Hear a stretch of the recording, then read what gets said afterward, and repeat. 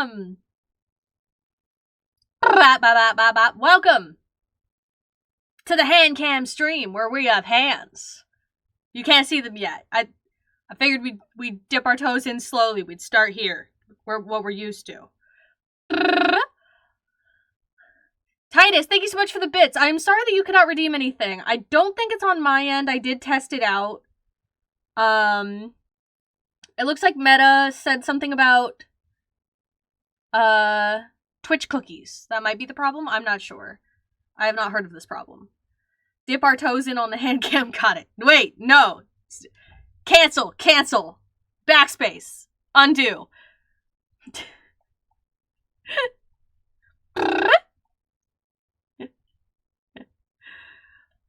We're making a scarf.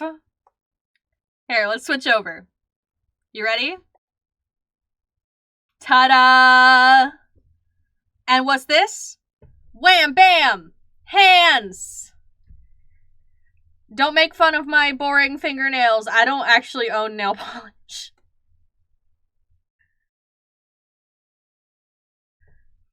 Lucid Hacker, hello, welcome in. What's good, old hag? Not much, let's go with you.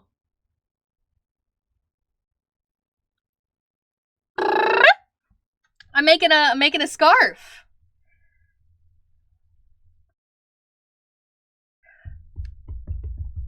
Me and my little grandma hobbies.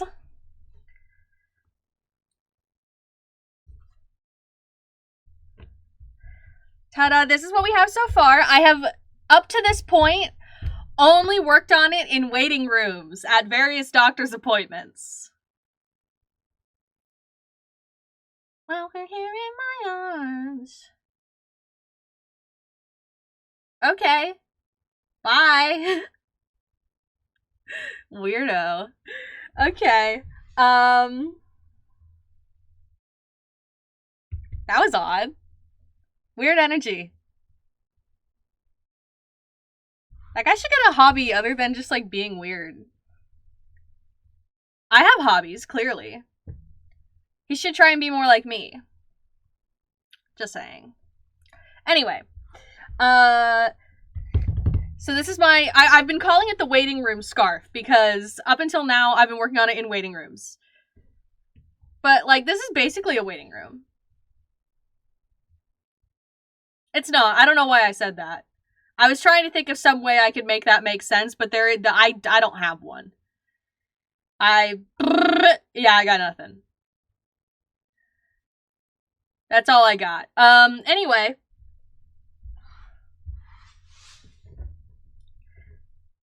Voila. It's the iris stitch. It's my first time using the iris stitch. I think it's so pretty. And the yarn... I brought another still packaged skein of the yarn because I'm so professional. It's the Lion Brand Mandala Ombre in the shade Serene. Dye lot 56. I came prepared.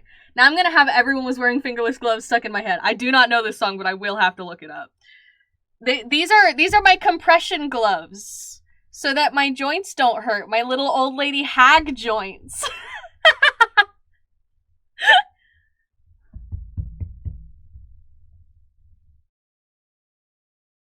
I forget the name of the song, but it's The Lonely Island. That does check out. We used to love their song I'm on a Boat when we'd go on camping trips. That went triple platinum at the yearly Corvid family camping trips. Got my flippy floppies, doing kicks and shit. Anyway, let's do some actual crocheting, shall we? That's one of my favorites. It's a bop.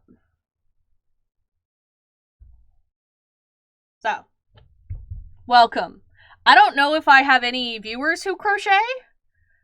I don't know how much of an audience there is for this, to be completely honest with you. I got a nautical themed Pashmina Ak. God, I haven't heard that song in years.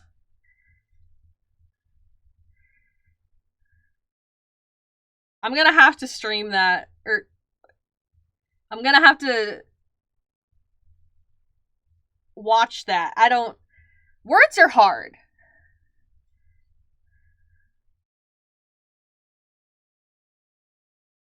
I don't know how much of an audience there is for this, but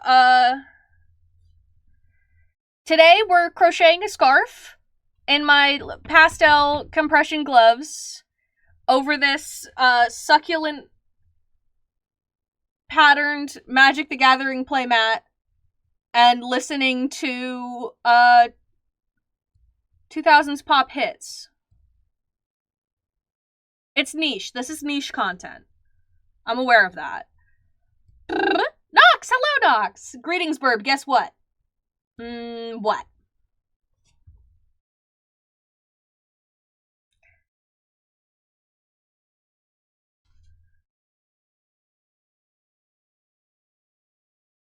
B-butt. Dang. I got.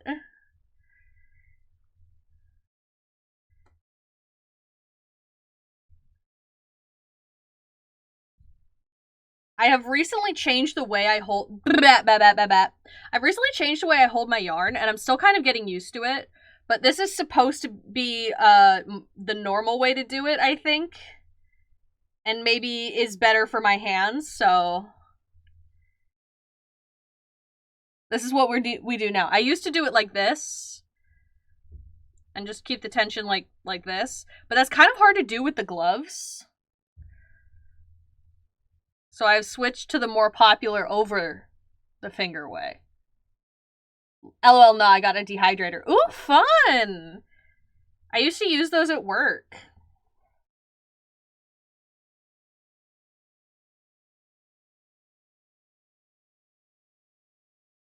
And I would stand next to them for a little extra long if it was cold out.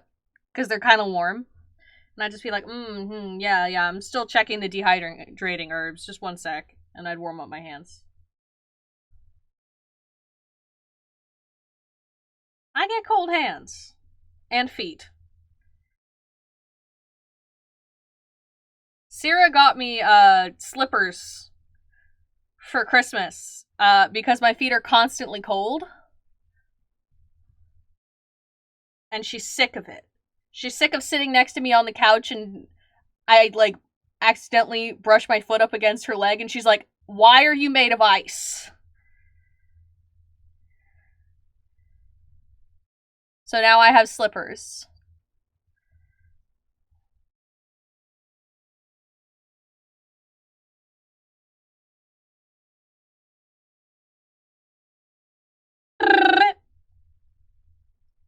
Fingers to the sky.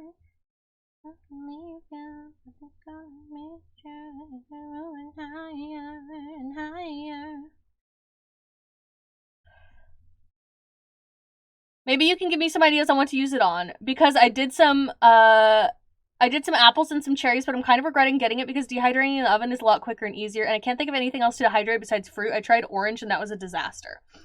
Herbs. Herbs are really good.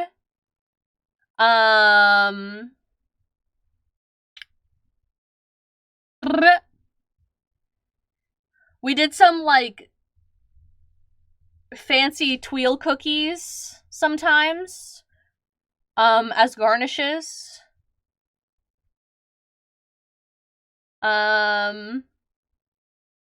We used it for some chocolate work that required some delicate temperatures. All kinds of stuff. We dehydrated a lot of peels from fruits and vegetables, and then we would powder them to use as flavoring. That was a really fun one. That's us, but I don't mind because I'm probably overheating anyway. She's usually overheating, but she claims that my cold feet and hands don't help because it's like a dry ice cattle prod, and it doesn't solve the problem. Tater, hello, hello! Oh no, someone doxed Corvid's hands. I know, here we are. Sly, hello, hello! Homemade beef jerky? Oh yeah, jerky, that's a smart one. Corvid hand reveal. Hand reveal! Falling in love, oh, oh, oh, oh, California girls were unforgettable. Daisy Dukes, bikinis on top. I love those gloves, they're cute. Thank you, Tater bought them for me, actually, off my throne. Because, my decrepit old hag joints, according to that guy who was in here earlier, they start to hurt if I crochet for too long. Probably because I've been doing this for like 10 years without properly caring for my joints, so... Now I'm 22, and I'm like, oh, I don't know if I can crochet for too long because of my joint pain in my fingers. I'm really channeling old lady. I'm so grandma coded. Nice ink? Oh, thank you! Ta-da! I am tattooed. Just lightly, because they're expensive, so I don't have too many.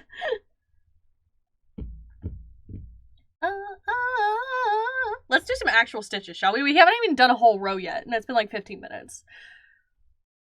But yes, hand reveal. These are my hands. They're pretty small, actually. I have small, grabby little raccoon hands.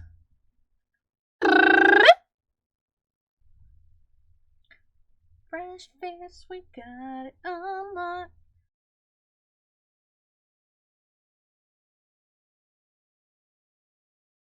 And I don't have, like, a pretty manicure or anything. I don't actually own any nail polish. Because I've been working in kitchens for years. And I can't wear nail polish there. So, like, when I moved out of my family home, I just left all the nail polish there with my sister. And I have not bought any. So I was like, oh, if I'm going to do Handcam streams, I should paint my nails. And then I was looking through stuff and I was like, I don't own any. So we have bare, boring, unpolished nails. But, like, I'm not working in kitchens right now, so I'm thinking maybe I should try doing some nails. That could be fun, right? I did think about doing jerky. I do have a meat slicer, like one of those big industrial ones that was given to me for free. That kicks ass. Be very, very careful. I know some people who have had bad accidents with those. Dang, Corvid, you're only 22. I'm like 4 years older than you. Yeah, I'm baby. I know.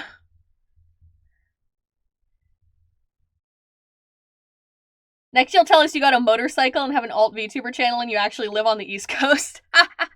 Yeah, I'm hanging out in the snow right now. I can drive a motorcycle for sure. I definitely can be trusted operating large vehicles. And am comfortable on a bike.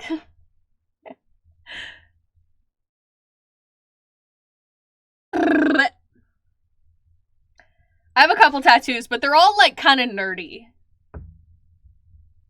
I have tattoos that make you think, oh, okay, you're a dork. You're telling me you don't even have any watercolor paint? I actually don't have any watercolor paint. Don't worry, I know I've used them before when I worked in a cafe and they made you wear chainmail gloves before even turning that thing on. Correct, yes. I've worked with some people who used to do, like, meat processing. And they were like, I watched a guy clean it one time by just taking the guard off and holding a wet rag against the spinning blade. And I was like, that sounds horrible. Why would they do that? And he was like, I don't know.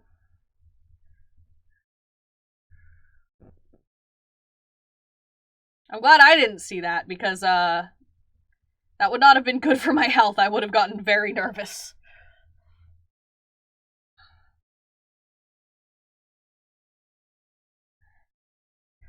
I'm a genie in a bottle, baby. Gotta rub me the right way, honey. This is the yarn. It will become orange. I've been really into the ombre yarn lately. I think it's so pretty.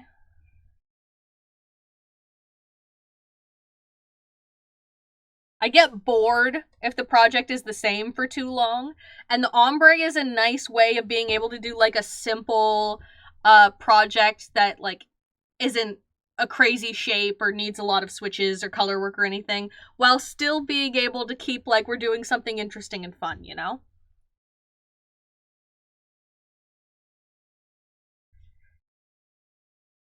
Love me the right way.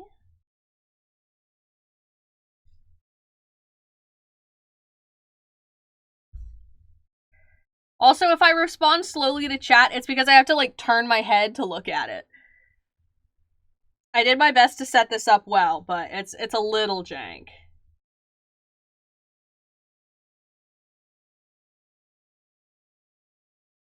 I did gift myself this hand cam though. I was like, I should get myself a little holiday gift. And this is what I got. Also a posture corrector, but like that's more out of necessity. Mostly the hand cam. I'm just trying to fix my shrimp spine. I have terrible, terrible posture. And I'm trying to fix it. But it's very difficult.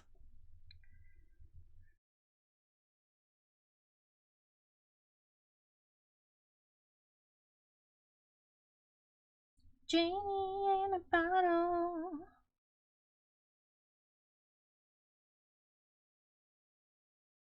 Make your wish come true.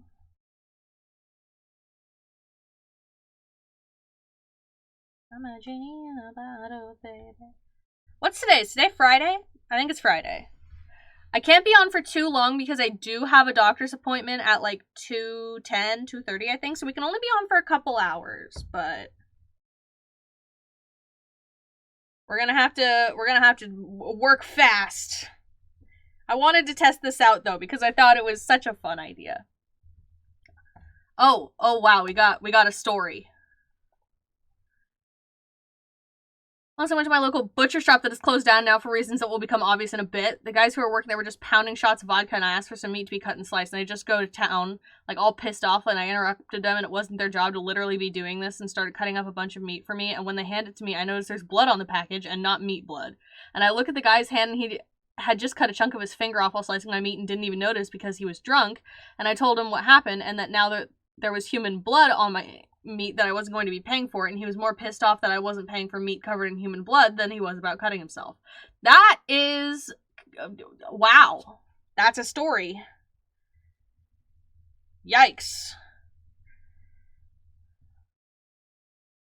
Yikes.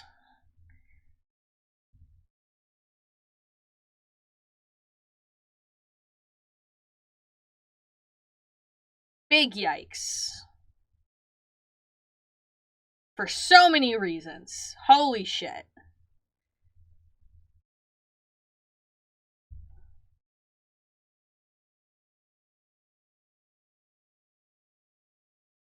Oh, we're getting to the orange part.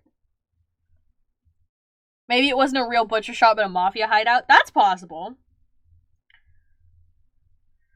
I ate at a restaurant once that I thought might have been a front. But it was outside an aquarium, and all the other places at the outside the aquarium were super expensive because, you know, it's like people who go there on vacation with their kids, and so they're willing to pay extra money for like tourist prices. And this was the only place that didn't have tourist prices, and it was completely empty except for us and one employee, and we were a group of like 10 people who had all gone to the aquarium together. In this big empty restaurant when every other restaurant is like kind of full. And it's way cheaper than all the others. There's one guy working there, taking our orders and making our burgers. And we were like, hey, if we see anything, we don't see anything, because the burgers are cheap. And also I'm gonna be real with you, we were stoned as fuck. We were stoned as fuck. And we were like, we just had a lovely time looking at fish. We're gonna eat some moderately priced burgers. And if this is the mob, it's the mob, and we're gonna mind our business.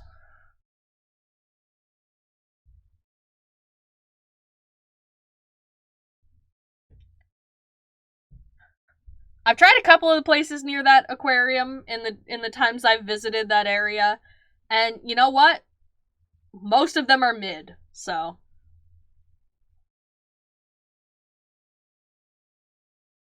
Highly doubt it was a mafia hideout. I live in a very small town. There is no crime at all here except for the occasional drunk driver. That's what you think. Maybe you're just not cool enough to know about the crime.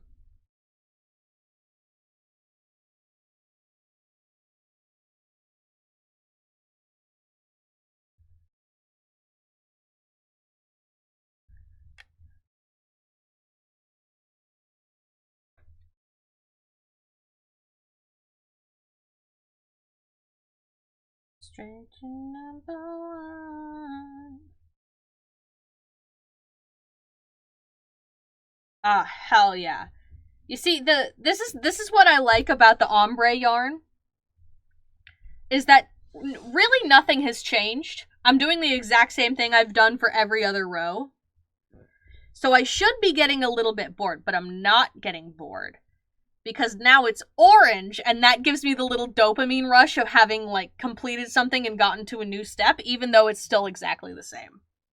It's all about tricking your brain.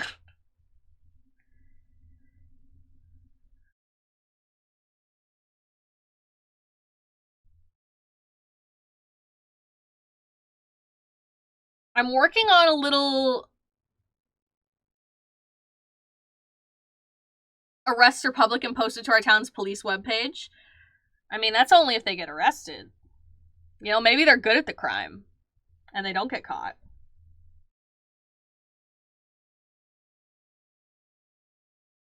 I'm working on a little rebrand. I will still be Corvid the Crow. We're just, it's like a soft rebrand, like a soft reboot. There's gonna be lore. There's gonna be a new model. It's a pretty big project that I've been undertaking. But I'm doing most of it myself because I'm broke. However, one of my artist friends was willing to do the character design and like design the outfit for me in exchange for me making him a cardigan. So that's been my other crochet project lately. Is I'm making the cardigan, and in return, he is sketching some outfit designs for me. And I'm very excited. I love bartering. I never realized that I could, like, do an art trade with crochet before, which is pretty cool. I wanna be famous, I wanna be a star, I wanna be in movies. I just checked real quick just because I was like, I'm going to prove it wrong, but someone was arrested today for assaulting a judge, lol. I mean, I told ya.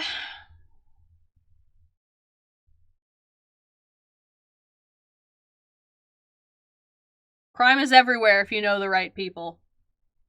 Or, you know, the wrong ones.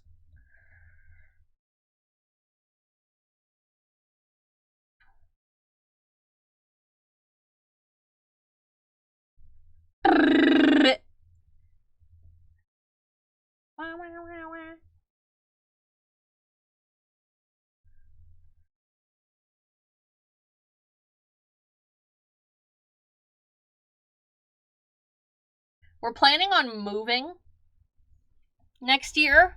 No, next year, in like 4 months. Fuck do I mean next year? We're planning on moving in like 4 months. A pretty decent distance. So I'm trying to like scale down my belongings a bit.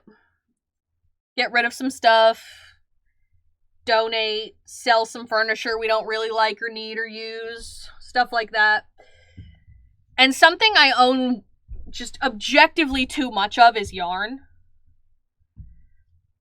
And so I've been trying to trying to, because like I don't want to get rid of it, you know, it's good yarn. So I've been trying to crochet more and use some of it up and finish like whips that I've had for too long. Stuff like that. I made my cats a little bed. I made them like a little nest house. It's kind of shaped like a lemon. I've been calling it the lemon. It's like a little tunnel. It's very cute. And they really like it, but they only really like it most of the time if you hold it like up for them, because it kind of collapses on itself. It's not very structurally sound. And it was supposed to just be I have so much of this like super thick yarn to use, so I'm gonna make this. But now I'm like, should I frog it, like unravel it, and do it again with a smaller hook? Sorry, please excuse the sound foam that fell off the wall.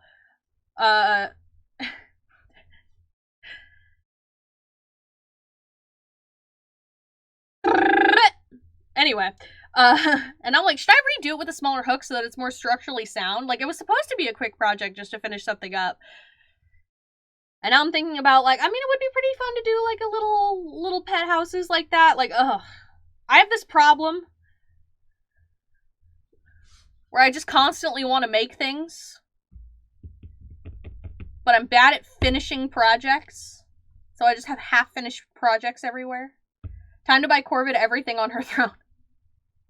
I actually am not even totally sure what I have on my throne right now. I'm pretty sure there's a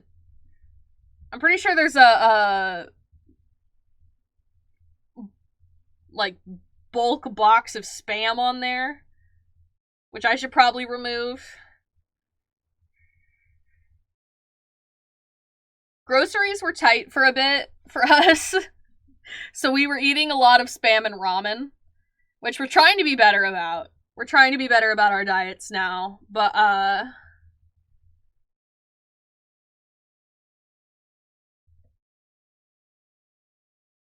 think I put that on there because I was like, this is a large portion of what I eat. So like, if someone just wants to send me a gift, they can send me this giant box of Spam. And don't get me wrong, I do like Spam, actually. I used to be one of those people who doesn't like it, just like on some sort of moral high ground principle of not liking canned meat. But then I actually like tried it and I was like, never mind, this is delicious, actually. I'm sorry for being a pretentious bitch. Spam rules.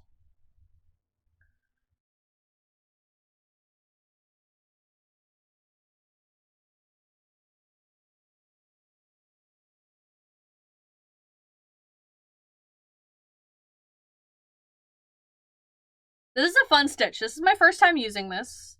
It's the Iris, like the flower. The Iris stitch. Iris stitch. Iris stitch. Yes. It's very pretty. I really like it. It's like simple, but it's, I don't know. I hope it shows up well on camera. I think it looks okay. It's got this nice, like, almost braided pattern. I'm a fan. I love a fun stitch.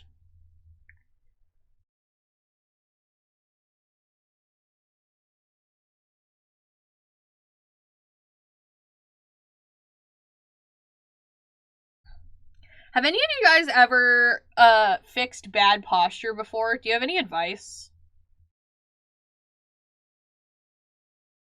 Because I'm trying to stop shrimping.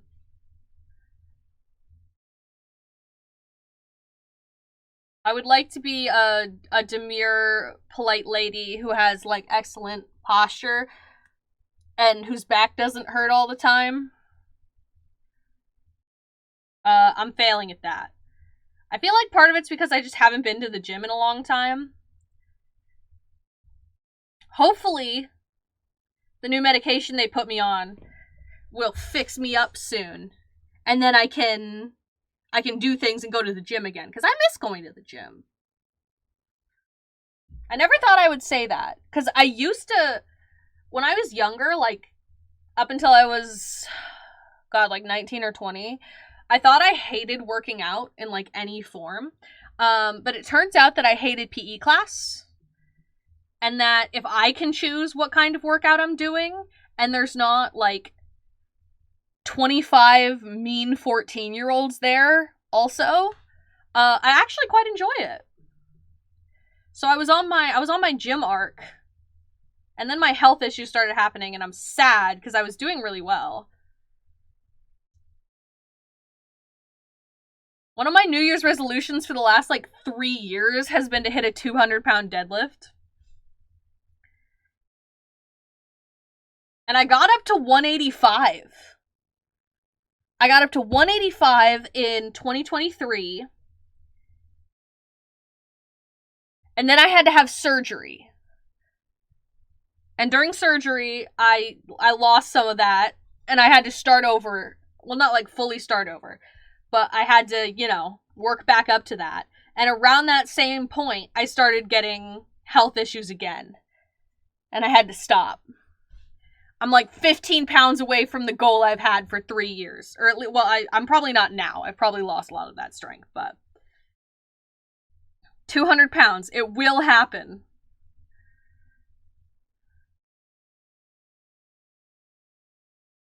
I will be strong. Someday I hope to crush a watermelon with my thighs.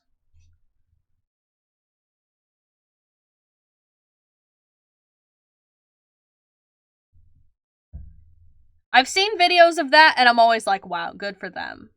I want that to be me.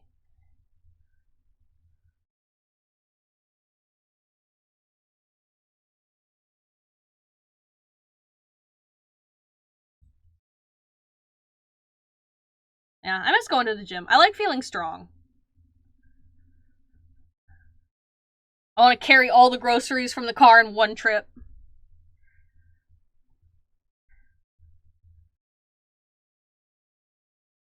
I used to carry 50-pound bags of flour up a flight of stairs at work.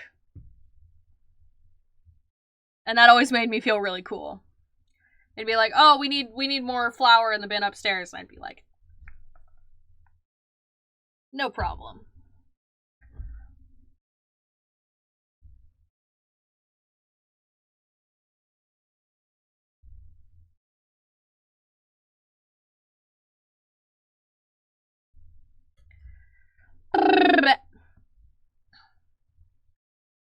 Ugh.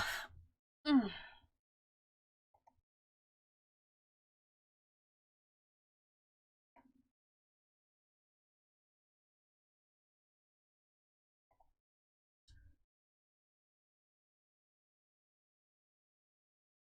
Bop, bop, bop, bop, bop, bop.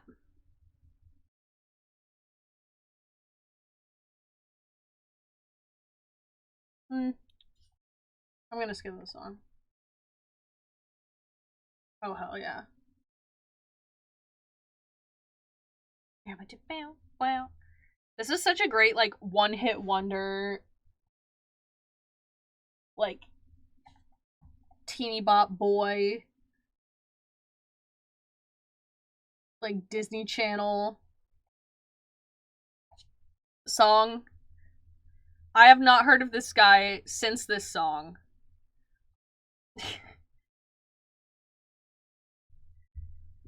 But you know what? This one's a bop.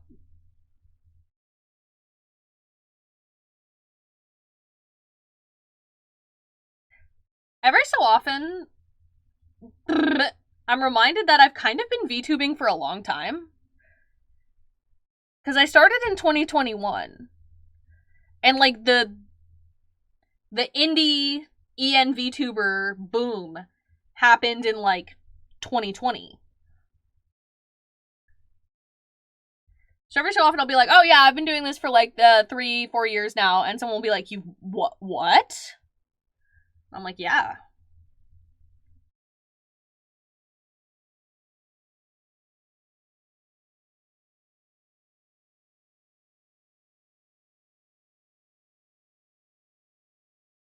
I'm committed. I'm a veteran.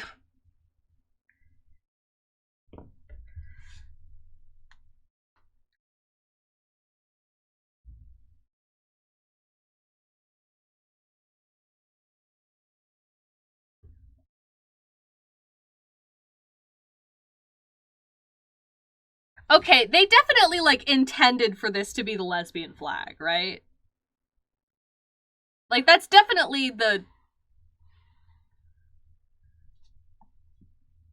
Like, that's definitely a purposeful decision they made, right? You guys know the long bacon meme?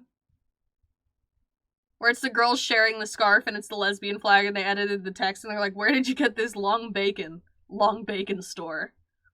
I feel like that's what I'm making. I'm making long bacon. I mean, I guess the stripes are going the wrong direction, but you know. We're channeling the spirit of long bacon.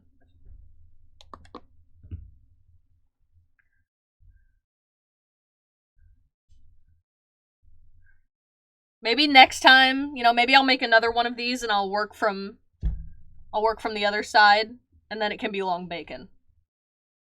Yeah, I remember that. The long bacon meme. We reference that all the time and it's so stupid. But it does make me laugh. I want my love to go to waste. You and your beautiful soul. Your beautiful soul. Yeah, yeah, yeah. Yeah, I thought it would be fun to do some craft streams because I love to craft. I love to craft. But I've been putting a lot of my time into like streaming and other like digital VTubing related projects and stuff lately. So I have not had as much time. Also because I've been sleeping a lot. But then I had the big brain idea.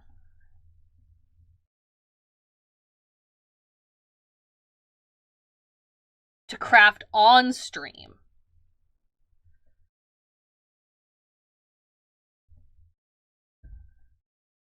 And then I can multitask my craft or my hobbies. I can make my silly little crafts and I can talk to my silly little people in my computer.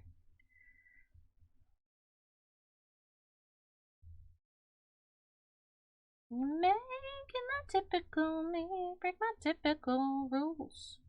It's true, I'm a sucker for you. Did you guys know there's a fourth Jonas brother?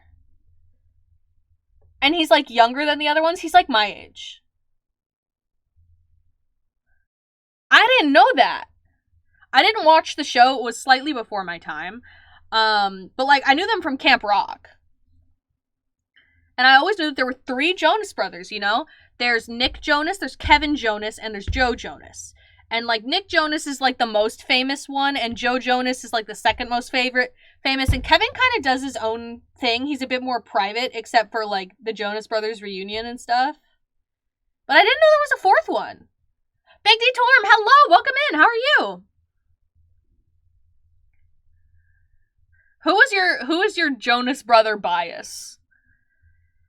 I liked Joe Jonas. Cause I liked that song he sang in, I think it was Camp Rock 2.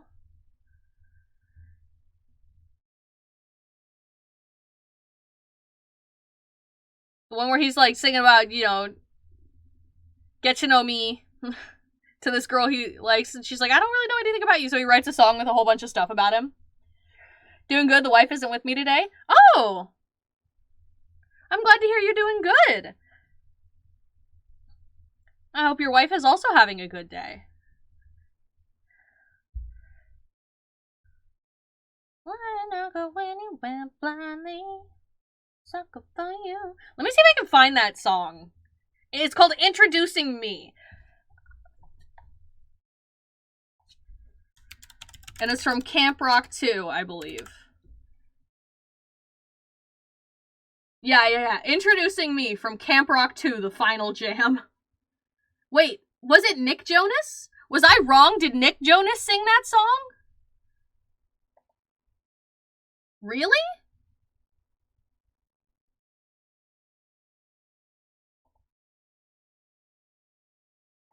Let's listen to it. I really thought it was Joe Jonas. think lyrics need to rhyme. But I'm trying to grow a mustache. I eat cheese, but only on pizza, please. Sometimes on a homemade quesadilla. Otherwise, it smells like feet to me.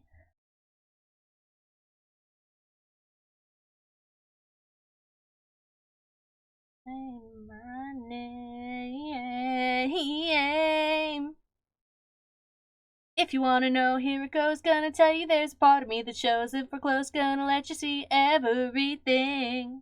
But remember that you asked for it. I'll try to do my best to impress, but it's easier to let you take a guess at the rest. But you wanna hear what lives in my brain and my heart. Well, you asked for it for your perusing. At times confusing, slightly amusing. Introducing me. Do do do do do do do do do. Do do do do do do do do do. Anyway, I won't make you listen to the whole song.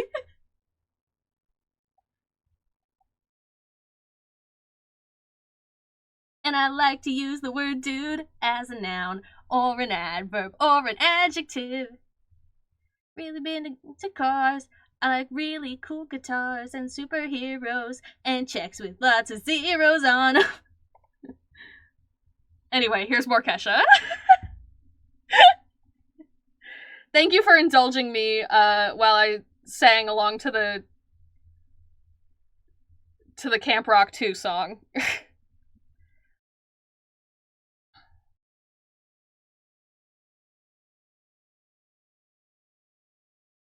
I wish I remembered who it was. It might have been Dodzadalo, one of my regulars.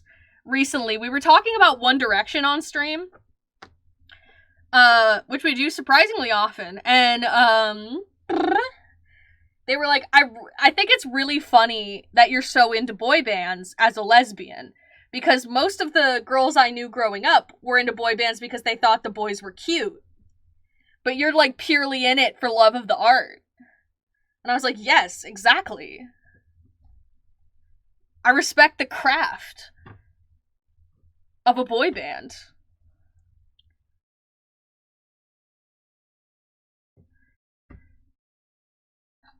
I like to call any band that's all guys a boy band. Just because it annoys people. I think that's funny. I think that's a good bit.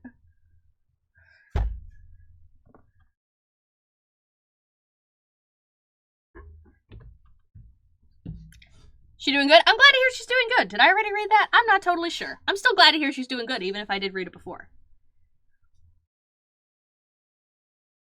Gonna die young.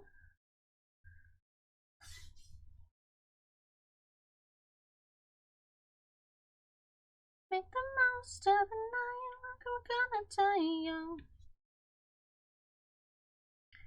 We are making good progress on this scarf. This stitch works up really fast. I'm very happy with it. Maybe we'll do like a learning to knit stream at some point, because fun fact, I actually don't know how to knit. I only know how to crochet. I've tried to learn to knit, and it just has not clicked for me yet. But I really want to learn, because I think that knitting and crocheting are both really beautiful, awesome crafts, but I think that they have different, like, ideal applications. Like, I've made some crocheted sweaters, but I think that knitting just lends itself better to a lot of garments like that. It just has a slightly better drape, you know, it's not as, like, rough. But there's a lot of things that crochet is better suited for. Like, I think crocheted stuffed animals, amigurumi is better. Oh my god, do you want to see something I've been working on? I put it aside for a while, so it's like, it's been a while, it's not done. But let me, there it is. Yeah, I can just barely not reach it. Oh boy. Oh, there it is, okay. There it is. Do we have any momos in chat? I'm making a Momo. He even has butt cheeks. You can't really tell. Oh, there. Now you can tell. Now you can tell. Maybe we'll work on him on stream. I think that would be fun to do like a thing where we make VTuber projects. Like we make some mascots. I really like Momo. A ducky model? No, he's it doesn't really look like him yet, but the Matara-kan. The Matara mascot. The Momos, the cockroaches. He's gonna have the little wings. I'm gonna give him a little smile. And the more arms and stuff, but it's still early on. This is just his main body piece. Momo. We'll put him there. Ducky Momo, he's your very best friend. Hold on, let me Google Ducky Momo. Ducky Momo. Oh, that's cute. Oh, he's from Phineas and Ferb. I forgot about this guy. Ducky Momo is a character who appears typically as cameos in Phineas and Ferb. This is cute. Maybe we will make a Ducky Momo someday. That's cute. Guess what? I'm having more fun.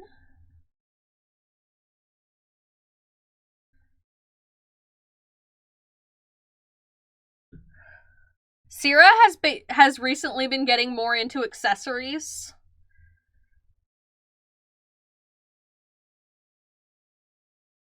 She's always been pretty tomboy, and she was just like cargo shorts and t-shirt for a long time. But she's been experimenting a bit more with some new fashion lately.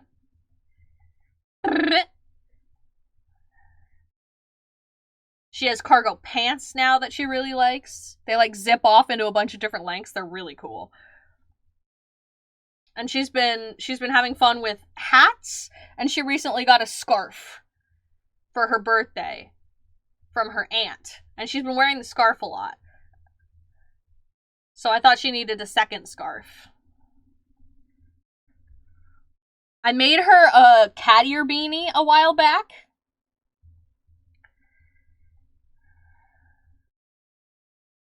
I made it in like July, and I was like, this is not beanie season. I'm just working on a pattern for this that I want to practice. And I wanted to work on my color work skills a bit. So I made this cute little cat ear beanie.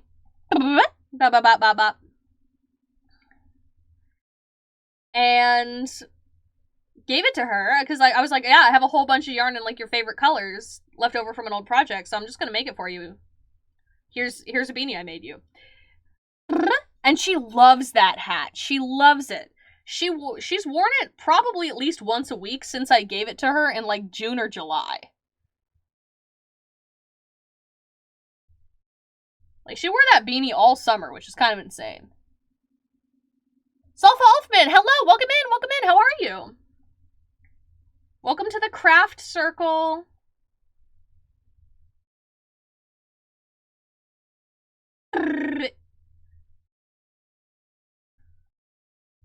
The Wanted, man, that's another boy band that I only heard about them like 2 times. I remember them from Glad You Came and Chasing the Sun, which is one of my favorites. Chasing the Sun is a great song. But like, who were they? Where did they come from? Where did they go? What was their deal? I think they're British. I have no idea.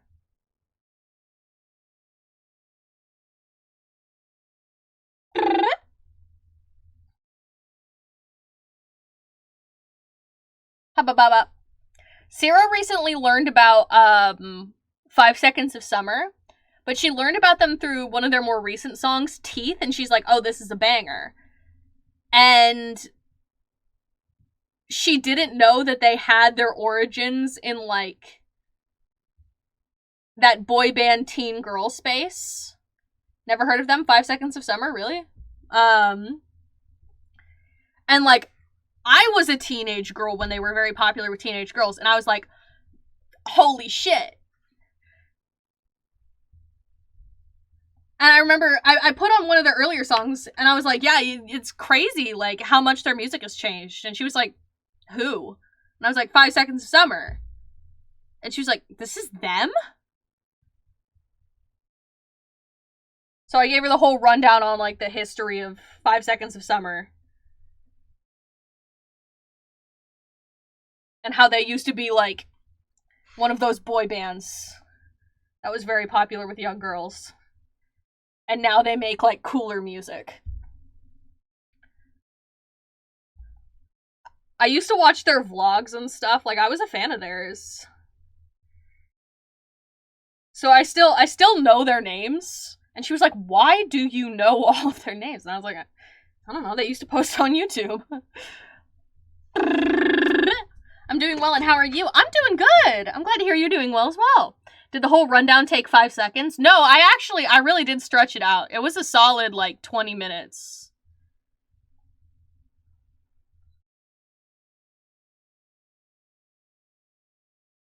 I was like, okay, hold on, let me play you their, like, breakout hit single. Here's some of my favorites from their debut album. Here's a later one. You can hear their sound starting to change a bit here. And she's like, oh my god, why did I ask? Here. We're gonna move Momo over here. There.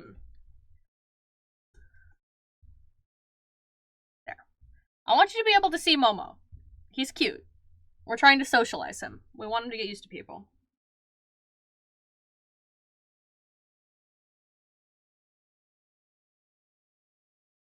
God, I forgot I put this song on this playlist.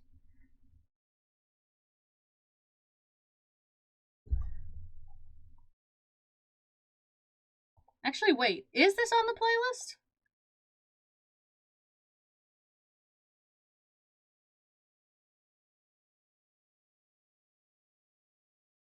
This is absolutely not my playlist.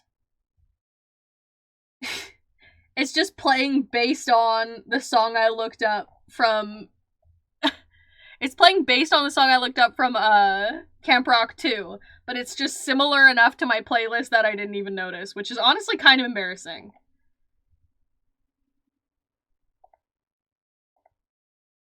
There we go.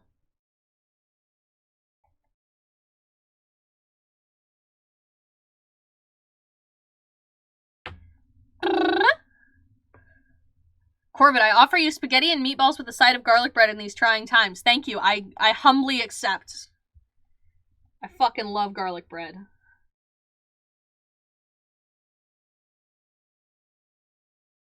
And pasta. Like, I know you guys make fun of me because I talk about eating pasta a lot. I really like pasta. I made cacio e pepe for dinner the other night. Ooh, that was good. That's one of those simplest pastas, and yet so delicious. Sometimes all you need is butter, parmesan, and cheese. Butter, parmesan, and pepper. Sorry, the parmesan is the cheese.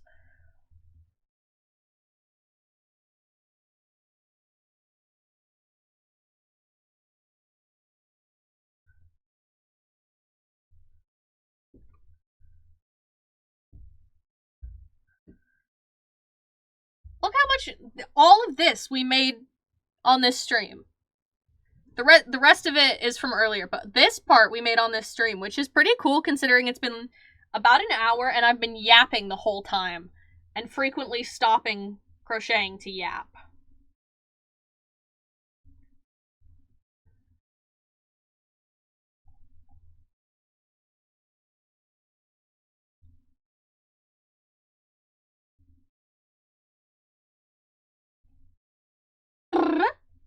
Oh, it looks like we're about ready for a commercial break, which is good, because I have to use the bathroom and also grab my water bottle, which I left out in my room. So we're going to finish this row real fast, and then we're going to take a commercial break.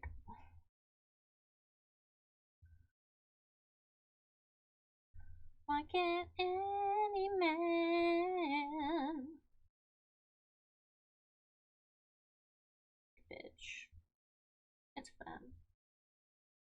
like get hot. Like a bitch. I've been doing this crazy thing where I put spices in my pasta water while the noodles are boiling, and I gotta say I recommend it because the noodles just absorb all of that flavor while they're taking in the water, and it makes the noodles taste like 100 times better.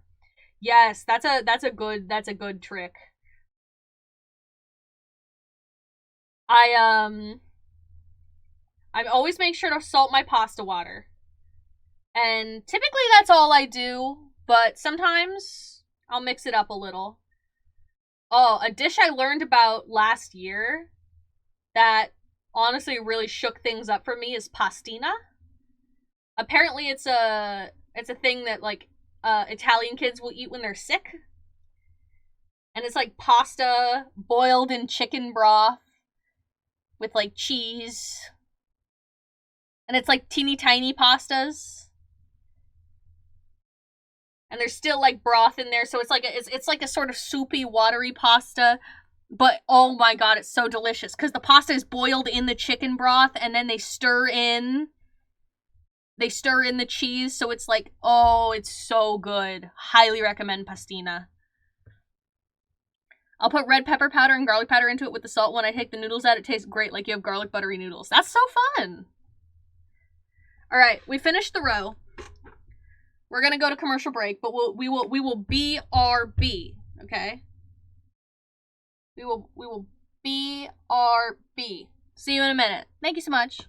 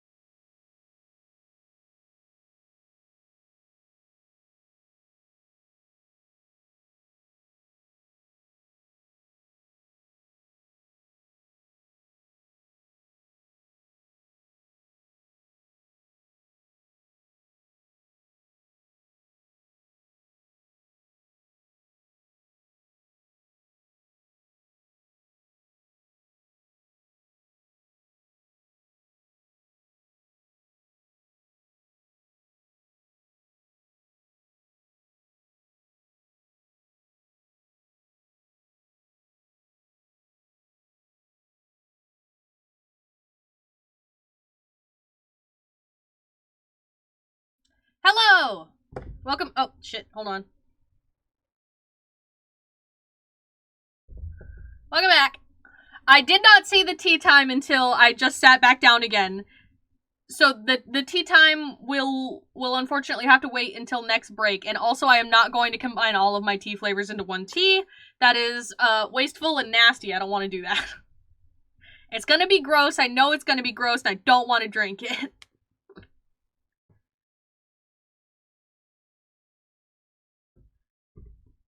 Rude. Asking for the tea flavor is a courtesy. It is not a contract.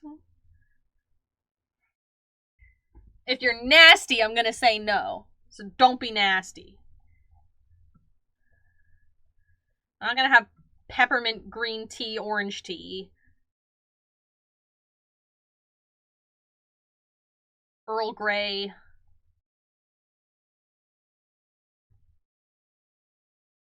Vanilla. Sleepy time. I'm not doing that. That's too many teas. It's gonna be gross.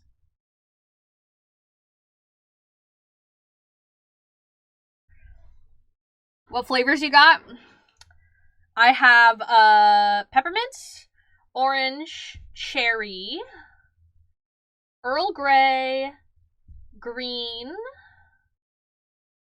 I have a candy cane green tea left over from Christmas. That one's quite nice as well.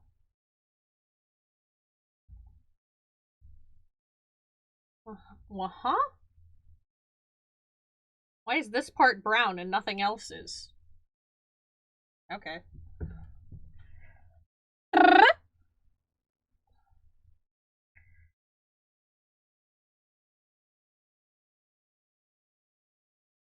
Orange and peppermint could be a good combo. No. No.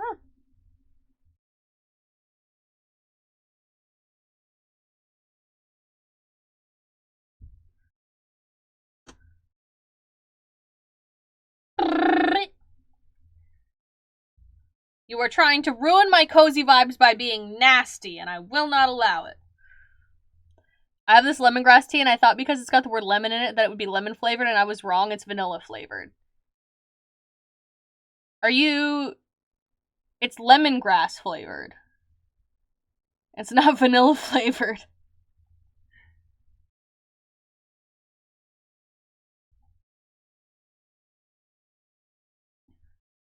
It's lemongrass. Titus, hello! Welcome in. Thank you for the save game reminder. Then lemongrass tastes like vanilla? I mean, I guess it has some notes in it that could be sort of vanilla-y. Save your progress here. Thank you, thank you, thank you. Stay. Thank you. There's a boss coming up? Oh, shit. Is it the half-finished Momo? Is he the boss? Should I be afraid? He's coming to destroy me as his creator because I didn't finish making him all the way before putting him on camera.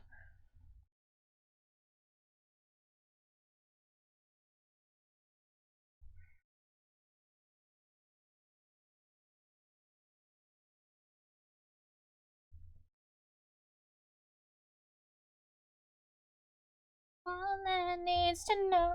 It is indeed be very afraid. Oh no. I'm sorry, buddy. I always had a feeling it might come to this. Just another regret.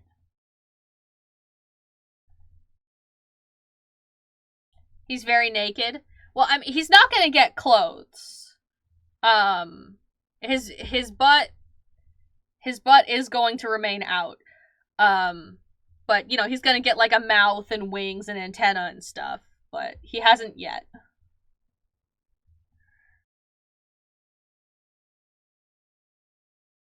You are the only one that needs to know. I do plan on finishing him, though. Speaking of bosses, though, I've started working on music for the video game I'm making, and I am not good at music, but I think I made a pretty decent boss track. Hell yeah! I don't know too much about music, but I'm hoping to learn more. I I've been trying to listen to more new music. That's one of my goals for the year. It's not like a proper resolution I made, but I am trying to listen to new music.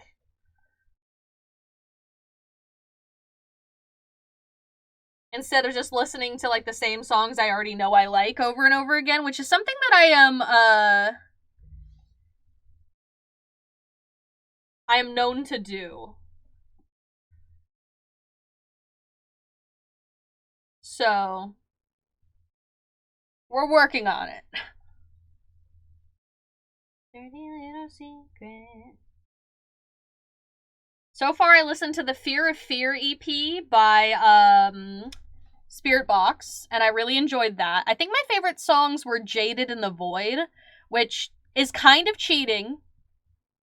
It's kind of cheating because those were the singles, and I did enjoy them a lot as singles too. But what else did I... Let me look that up. There was another one that I forget the name of that I really enjoyed.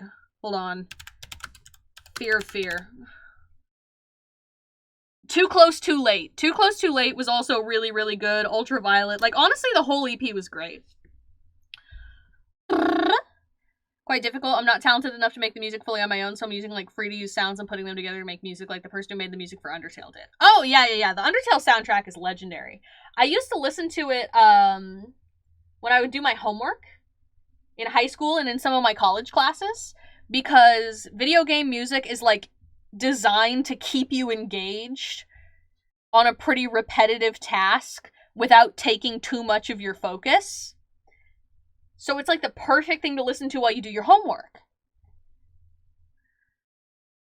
Feel the time and a log off, don't timeline like a gunshot. I'm also trying to listen to more, like, of the classics. Like, stuff that people are like, you know, oh my god, you haven't listened to that? I listened to half of The Origin of Symmetry by Muse, in a waiting room, but then they called my name for the appointment, so I have not listened to the other half yet. But so far, Origin of Symmetry is an incredible album. I think Plug-in Baby is my favorite so far, but Newborn is also great.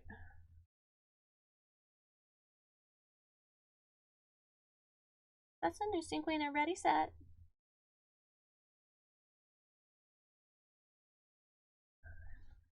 I'm trying to...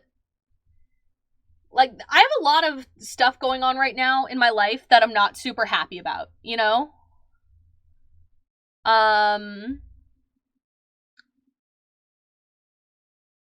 Like, mostly the fact that I can't work right now due to my medical stuff, which, current theory, seems to be it's some sort of migraine. So they put me on migraine medication to see if that helps, but we're, you know, still waiting for it to kick in. It takes a few weeks and up to a few months, you know. But, current theory is migraine. And I guess I just never would have thought to look into that, because I thought migraine just meant, like, really bad headache, but apparently it's so much more than that. And sometimes doesn't even include the headache. But, we are finally moving in a good direction on that. But, and I have a phone appointment today, which is why I can't stream for too long. But, I'm trying to be more, you know, be more positive. And, you know, use all this time I have sitting at home to do fun things and, like, enjoy things. And one of those things is listening to new music. Like, I'm at home all the time, but that means I get to, like, hang out with you guys.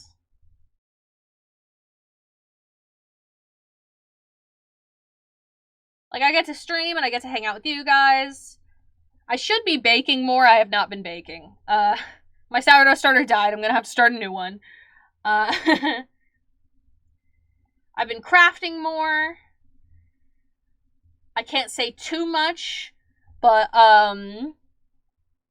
I have some things in the works where, miraculously, some people have trusted me with my very new skills to make some very exciting things for them. in this online VTuber space, which is really exciting for me. And I'm having a lot of fun doing that, and I feel like I'm learning very quickly. I'm working really hard, and I feel like my skills are improving. Oh, Handcam! Yes! Handcam! Hi, Indy! How does one kill a sourdough starter? I forgot to feed it. For a while.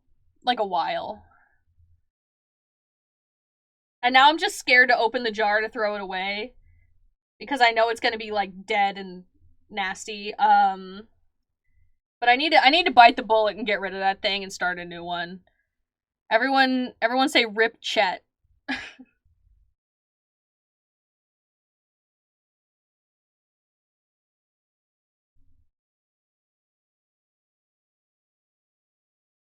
I've had some sourdough starters for like a significant amount of time. Chet did not make it very long. You have to feed sourdough. I think if it starts hungering for flesh, then you know you have an issue. Yeah, you know, that's how sourdough is made. It's like a living wild yeast colony that you care for. That's the whole deal. It's like a pet. It's like a pet wild yeast colony that you cultivate and care for, and they can live for years and years and years. I knew a lady who'd had the same one for like 40 years. Its name was Shirley.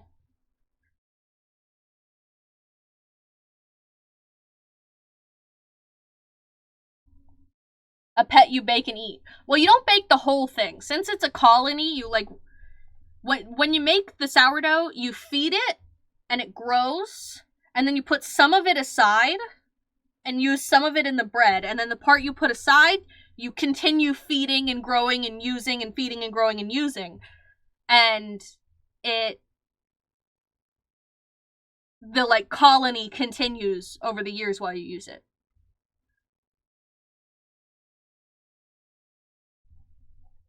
They're like little assistant bakers. They're like a sous chef. They do all the real hard work.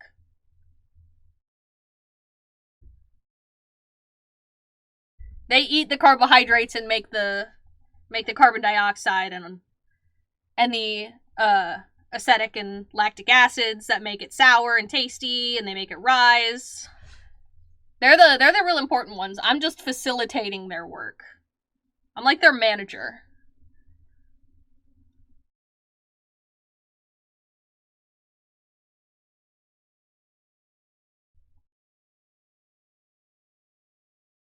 Did we already listen to the song? I feel like we did.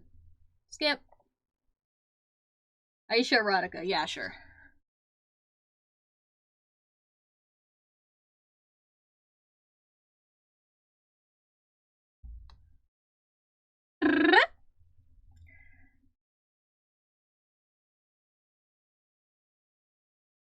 In one of my classes in culinary school where it was like one of the baking and pastry classes I took, we had a sourdough starter because we did a lot of bread projects, you know, it's a baking class.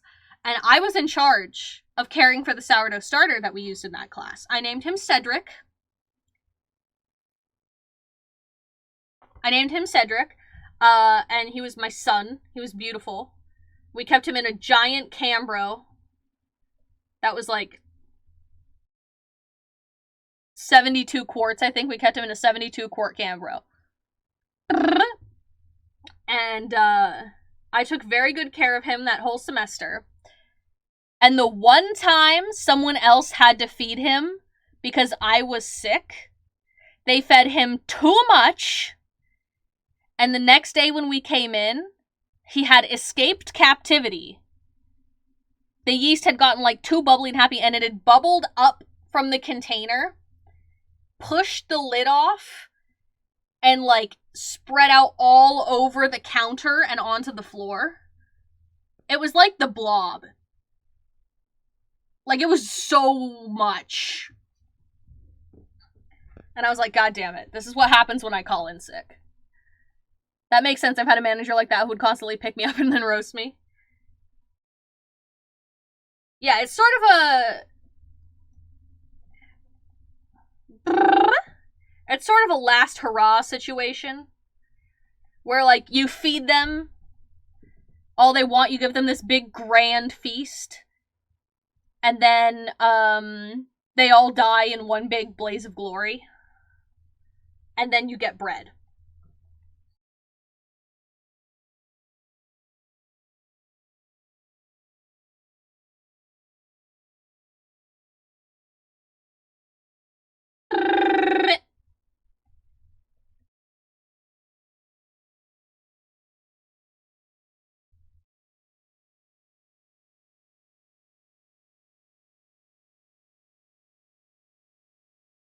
Yeah, I used to have 2 sourdough starters when I lived with my dad, and one of them was whole wheat, and one of them was white bread flour. And their names were Trevor and... God, what was the other one?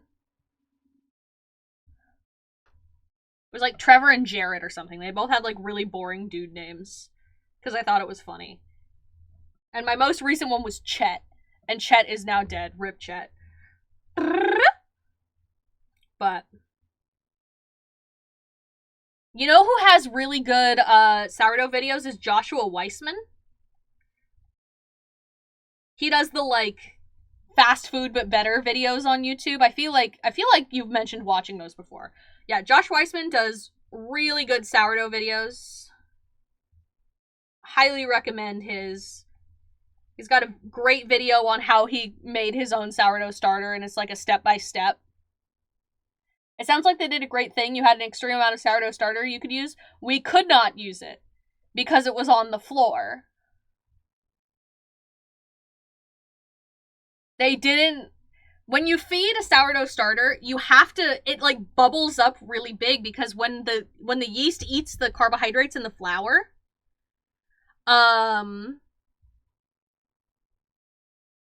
it produces carbon dioxide, and so it bubbles up.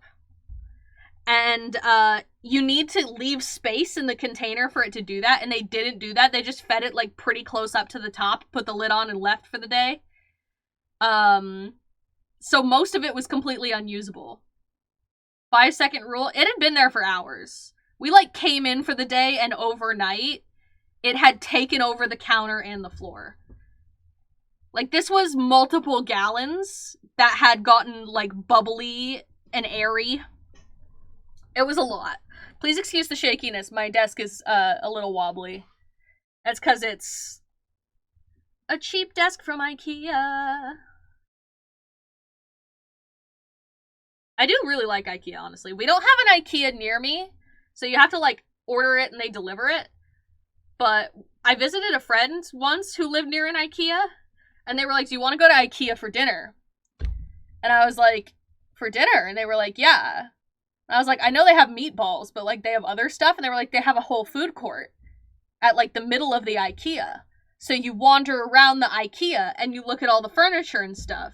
And then at the midway point, you can have, like, a quite lovely meal for a very reasonable price. And then you go through the other half of the store, and then you check out, and that's your IKEA experience. And so we literally just went and did that as an activity. We walked around IKEA, we ate some meatballs and lingonberry jam and mashed potatoes and shit, and then we went home. And it was a lovely evening. I would highly recommend. I would give that, like, 4.5 stars on Yelp. Very disorienting, though. They weren't kidding when they said IKEA is a maze.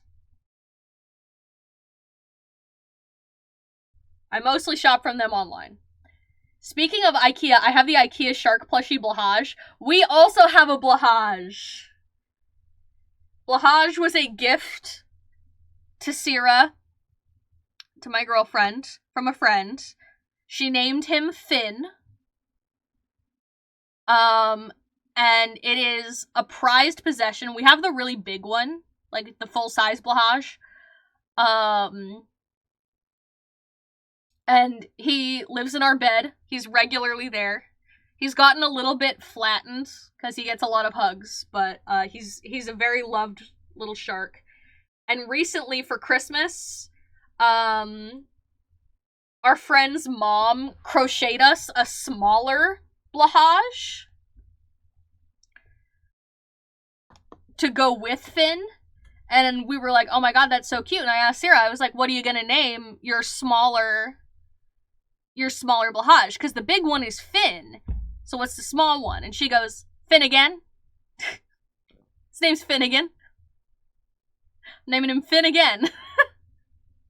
So now we have Finn and Finnegan. Which, I will admit, that's pretty good. So now we have one official blahage and one off-brand crochet blahage. And they're both delightful. Big fan of them. I will probably be restuffing Finn at some point, because the stuffing's gotten a little flattened. I got it before I knew that trans people had made it theirs. I think that blahage is for everybody. Everybody can enjoy a blahage, but it is definitely a symbol.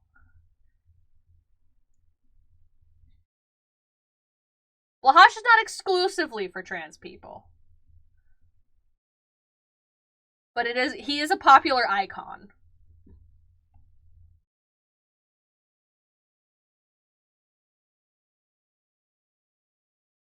I feel like I heard something about this song going platinum recently or something. Like, this song had hit some big milestone, finally. She's So Gone from Lemonade Mouth. And, like, finally, it took you long enough. This is a bop. Lemonade Mouth is one of my favorite Disney movies. Or, like, Disney Channel movies. I always really liked Bridget Mendler. And also Hayley Kiyoko. I still love Hayley Kiyoko and Bridget Mendler to this day. So them both being in the same movie, I was like, holy shit.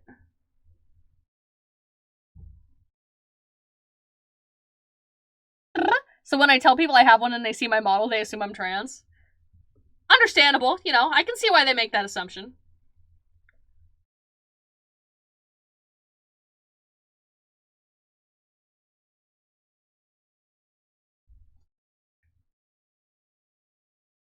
It got a little fucked up there.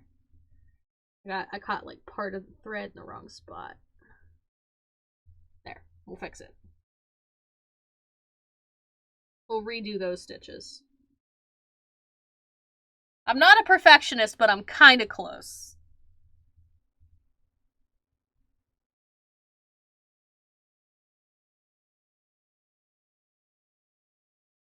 I'm not a perfectionist, but I'm a very, very goodist. Can't a femboy bee just have a shark plushie and wear leggings when they're cold? I absolutely think so. Leggings are comfy. One time I got a pair of those tights that, like, they look like they're the sheer black tights, but they actually have, like, a skin tone, like, thick fuzzy layer underneath, so they keep you warm while looking like they're, like, the classic sheer black tights. And they were so fuzzy and warm, and I loved them. And when I got them, I was like, Dad, check this out. I got this fun new pair of leggings that will keep me extra warm. And he looks at it and he feels it and he's like, wow, these are nice. Do they make these for men? And I was like, Dad, you can just buy them. I don't think he did. I don't think he bought the leggings, but he was tempted.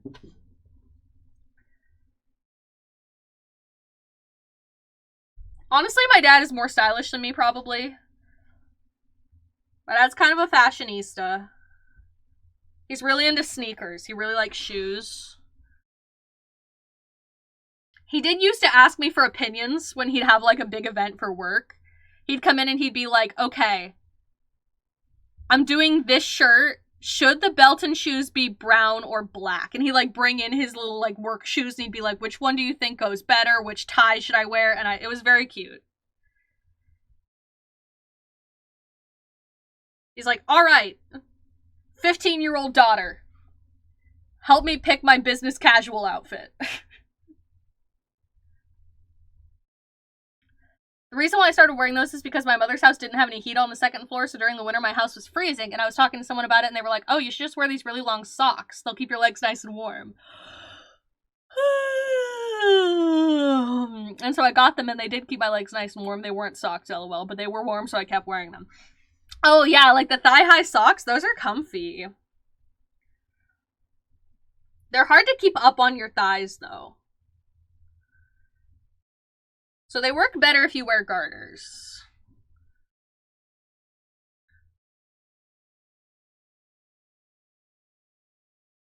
I think some people might use, like, garment tape to keep them up. I don't know.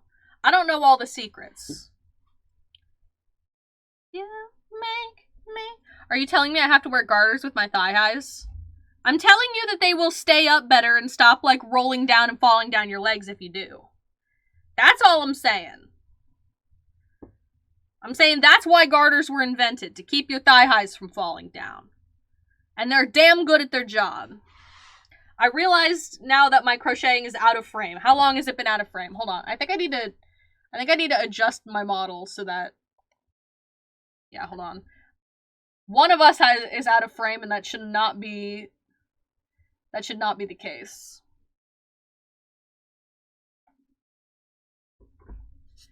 Yes, okay, this is better. I don't have to wear them anymore because my mother finally, after years of me begging for her to do it, she finally installed heat on the second floor. Oh, nice! You still can wear them if you want to, though. I've seen people call those, like, pink and white striped thigh-highs programmer socks, which I think is very funny. Apparently they're very popular. Lots of femboy software engineers out there, I've learned. And good for them.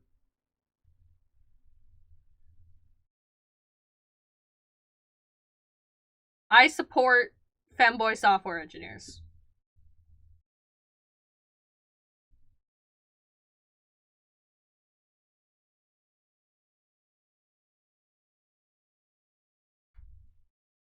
Sicker than the guy with the nails on you.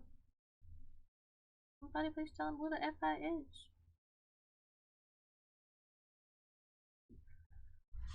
This whole orange section we did today, in the last hour and a half, do you feel accomplished by proxy?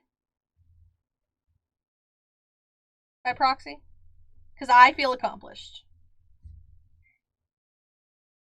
They are indeed programmer socks. Anytime you're having difficulty with some programming script, you just slap the socks on and you figure it out. It just works. I can't explain it, but it does work. Incredible.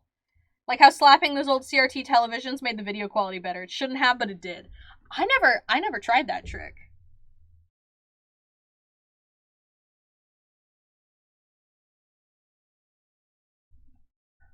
I think it was a CRT TV, but I'm not totally sure.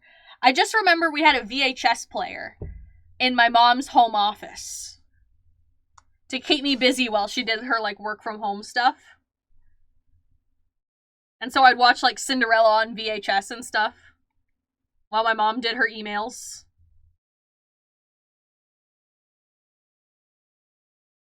I think VHS was definitely on its way out when I was younger. But I do remember it. I was mostly a DVD kid, though. We used to go to the DVD rental store. And we'd pick out a Barbie movie. And that place is a smoke shop now, which makes me pretty sad, honestly. Because I remember going and being like, okay, we're going to get Barbie, Princess and the Pauper, and Popular Mechanics for Kids about roller coasters. And it's going to be a super fun weekend watching those movies. And now they sell vape juice. It's a bummer.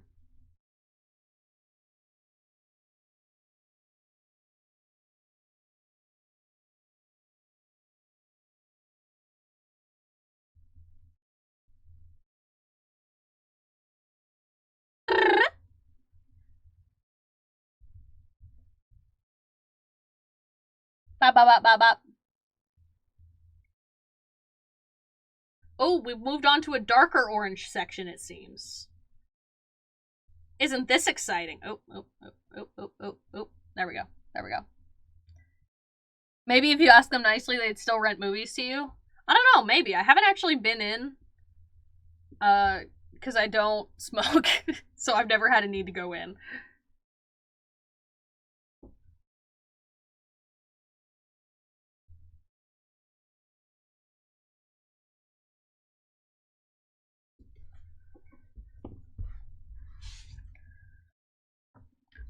I'm thinking of getting more into like physical media. Because I'm getting kind of tired of having to figure out where something is online and if I have a streaming subscription and blah, blah, blah, blah, blah, blah, blah. Like, oh, is it on Netflix? Is it on Hulu? Is it on Tubi? Do I have a free trial? Do I have an account? Did someone lend me their password? Am I allowed to use that password? Does it track my location and figure out I'm in a different household and say, no Netflix for you? Did they take it off the streaming service it was supposed to be on and now you just can't watch it anywhere? Like, I'm getting sick of that. I'm sick of it. So I'm thinking maybe I'll just get a DVD player and start collecting some DVDs at some point.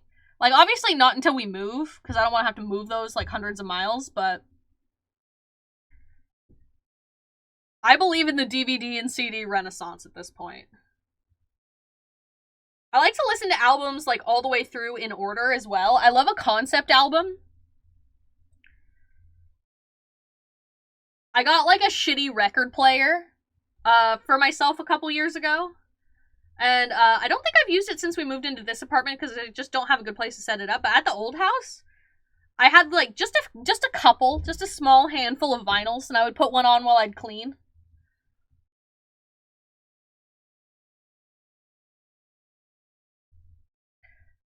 They make weed vape juice so you don't have to smoke. Yeah, but you go to a different place to buy that. You don't go to the smoke shop for that. They can't sell that. Need a special license. Just pirate things like a normal person. I mean, don't get me wrong. I do that sometimes, but it's tedious, and I'm always afraid I'm gonna get a virus, and I have so much, like, stuff on my computer that I don't want to get a virus. So it does give me the heebie-jeebies a little bit.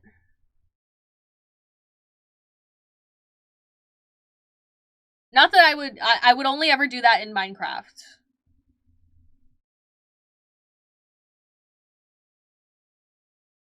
I would only ever be a pirate in Minecraft. In Sea of Thieves. We're talking about in Sea of Thieves. But, anyway.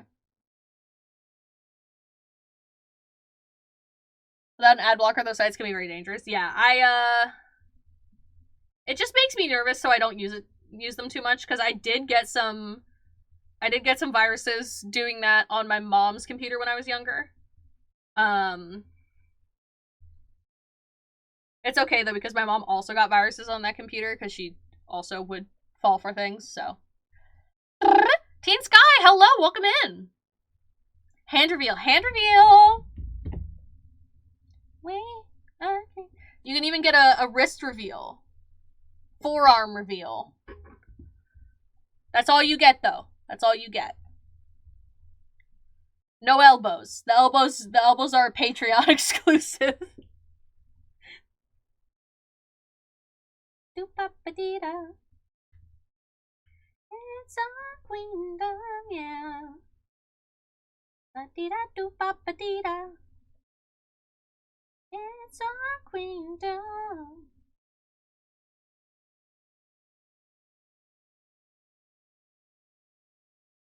Can I see that tattoo? Oh, yeah, sure. It's upside down right now, but it's if you turn it around. Oh wait, hold on. There's a button for that. Boom. It's Wrecker from Star Wars The Clone Wars The Bad Batch. I'm a really big fan of The Bad Batch, and I said if all of season 1 was good, I'd get a tattoo, and I did. Wrecker's my favorite, so I got a Wrecker tattoo. And it only got better after season 1, so I'm still pretty happy with that decision. That tattoo is cool. Thank you. I've got a couple. I only have 3, because they're expensive. I want more, but God, they're expensive. I remember the good old days of the internet. I remember trying to watch Pokemon online. I went to a sketchy site as a kid without an ad blocker, and suddenly my mother's computer was filled with 18+ pop-ups that would not go away, and she was livid because she thought I was looking at those kinds of sites, but I just wanted to watch Pokemon, lol. That tattoo is cool. Thank you. I had a similar experience where I was trying to watch Steven Universe. And like it was a completely wholesome show, but some of the ads were like hot games, hot singles in your area, sexy women. But I just wanted to watch like my wholesome show about loving aliens and being yourself. And I remember I left the computer open one time, like I went to grab a snack from the kitchen or something mid-episode, and I came back and my mom was watching it, and I guess she had thought I was watching something like concerning and sketchy like that, so she had played the video and been kind of confused that it was like a wholesome cartoon. And I was like, oh yeah, it's just like not super legal, this website that hosts it. So that's just the ads. I always click like hide ad. I'm here for the cartoons. And she was like, I mean, yeah, okay, fair enough. You should put your tattoos on your new model? Maybe. To be completely honest, that would be very, very difficult because they're very intricate and it would be kind of a pain in the ass to try and draw them on the model. It would be a pain in the ass. My new model will have a few tattoos, but they will not be mine because yikes. One of my tattoos is watercolor, and it took 3.5 hours for the artist to do it. And, like, I don't have the skill that that guy has. So, it would definitely probably take me days to do a sneak peek. Nah, no sneak peeks. Actually, I don't have any, like, finished concept art to show you, even if I wanted to. It is still in the works. But there will be a couple tattoos. How do you do a watercolor tattoo? Wouldn't it just wash off?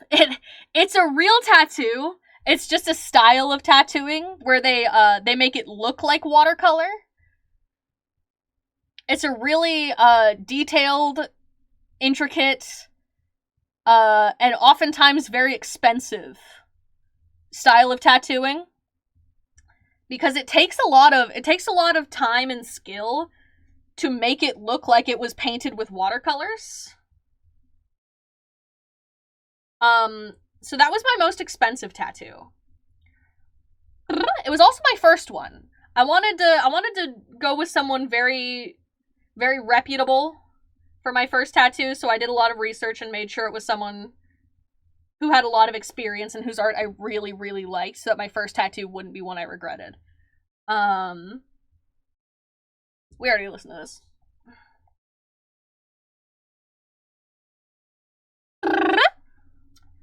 And it was quite expensive, but I love it so much.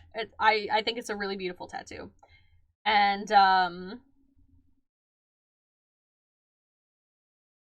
It took 3.5 hours. And the thing about watercolor tattoos is that it takes a lot of, like, shading and layering. They have to go over the same part, like, a lot of times to give it the gradient effect and, like, make sure the colors fade nicely. So it's pretty painful. Because they'll be like, okay, I'm going to go in with the orange now. And then they're like, okay, now I'm going to do the yellow that fades into the orange. So I'm going to have to go over the orange a bit. And then you're like close to the end and you're like, okay. And then they're like, time to do the white highlights. And you're like,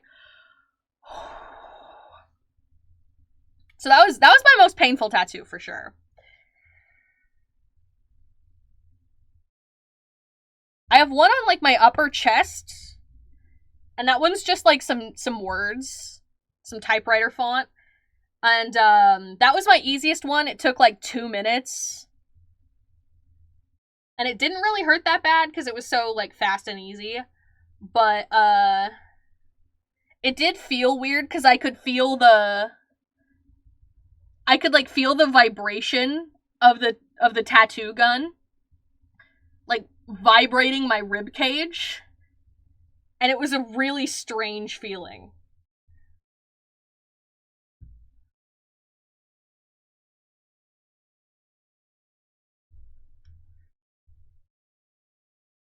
Yeah, it was super weird. I was like, oh wow, my whole ribcage is vibrating.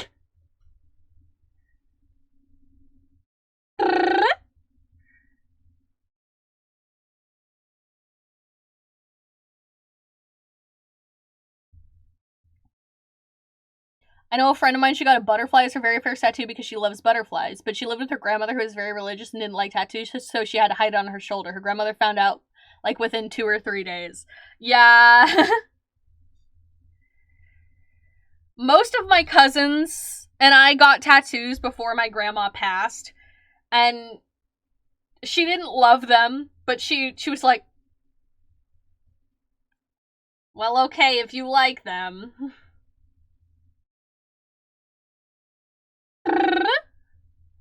And then after she passed, a couple of my cousins got, like, tattoos for her, like, in memoriam, which we all thought was kind of funny.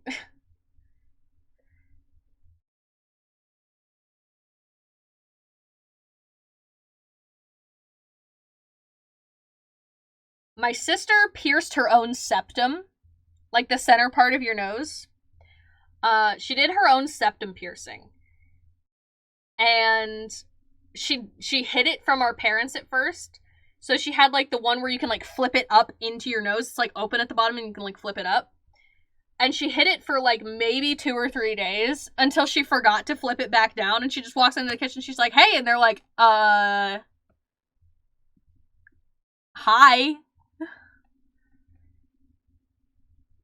Got something you want to tell us?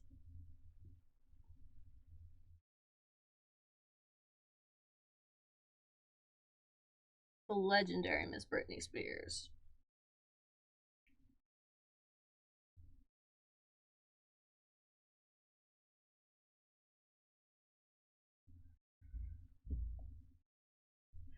I mean, my parents are pretty chill. They were just like, hey, when did you get that?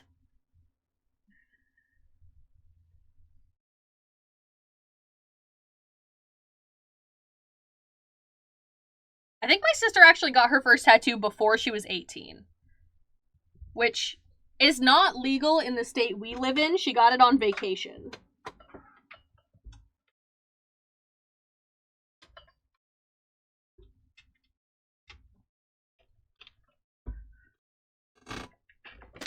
I do remember in high school, girls would pierce their own ears with thumbtacks. My goodness. I know a lot of people who have had or done DIY piercings. Either by themselves or by their friends. And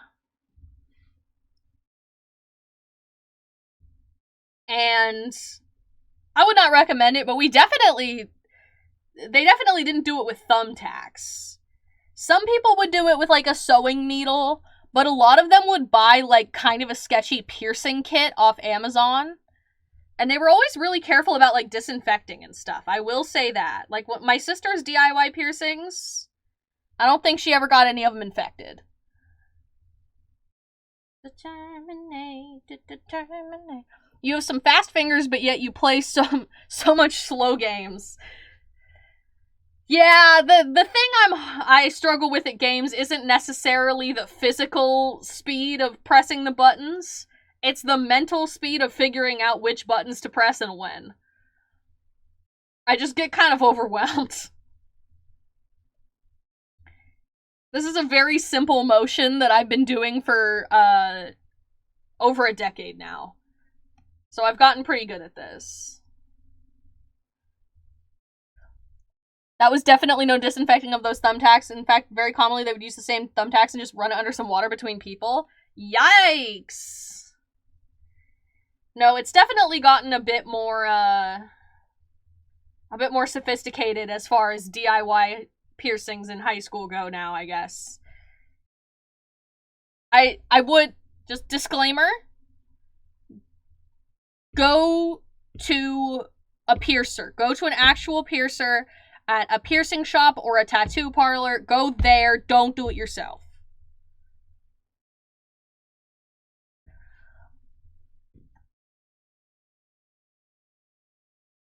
Try using a controller. Honestly, I should try gaming with a controller, but I prefer keyboard and mouse most of the time. That's how I've learned to game. That's how I've played almost every game I've ever played.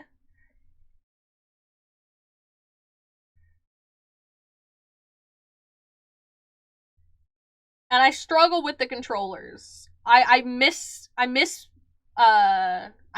more often with a controller than keyboard and mouse, weirdly. That was back in the good old days before online shopping was a thing, back when dial-up was around. I mean, even then, you should probably use, like, a sewing needle and not a thumbtack. Like, use something sharper, longer,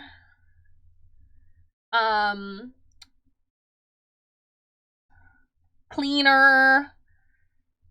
Like, you don't want to use something dull, because then it hurts really bad. You want to use something sharp. Piercing needles are actually hollow.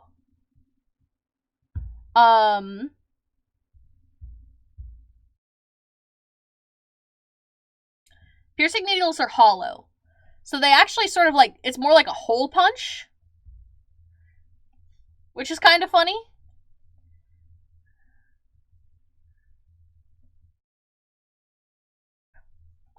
You said it overwhelmed you?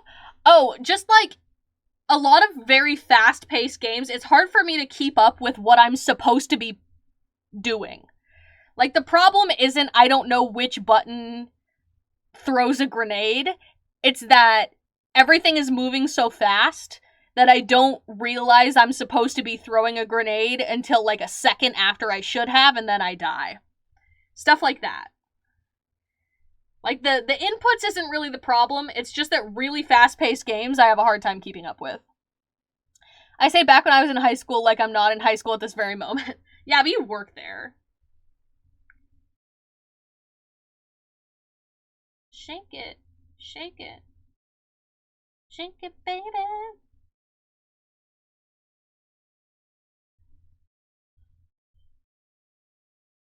And, like, I have gotten better at games. Trial and error. Yeah, no, that's what I do. I do still play fast-paced games sometimes.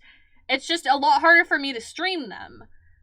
Because it takes a decent amount of trial and error and a decent amount of focus. So it's not as entertaining to watch because I chat less. And I do the same thing several times most of the time. So it's just not as entertaining. So I typically do play, like, slower, chiller games on stream. Because I just feel like that's the sweet spot for me as far as streaming goes. Where I have the most fun, and chat has the most fun, and I feel like it's the most engaging.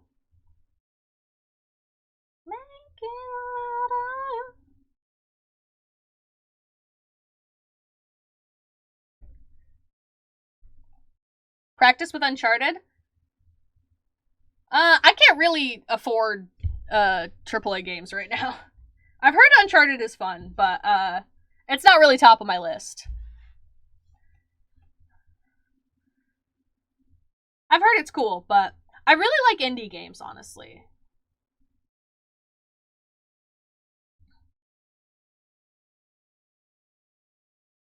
Most of my favorite games are indie. Like, super action-packed games can be really fun, but it's not what I typically am drawn towards. Like, when you played the Destiny DLC, you're super quiet and focused the whole time. Yeah, I don't stream Destiny very often, because that's a game that requires me to focus. And even when I focus, I'm still not great at it. How about Genshin Impact? Honestly, I wasn't the biggest fan of it. Like, it was fine, but, you know, it didn't really grab me.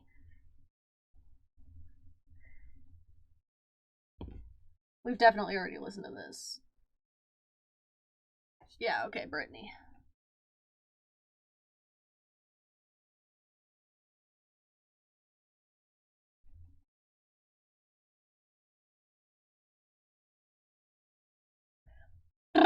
I think you would like Infinity Nikki a bit. I hear the gameplay's a little bit tedious, but it's fashion shows. You just dress your character up and level up your outfits to have the best fashion.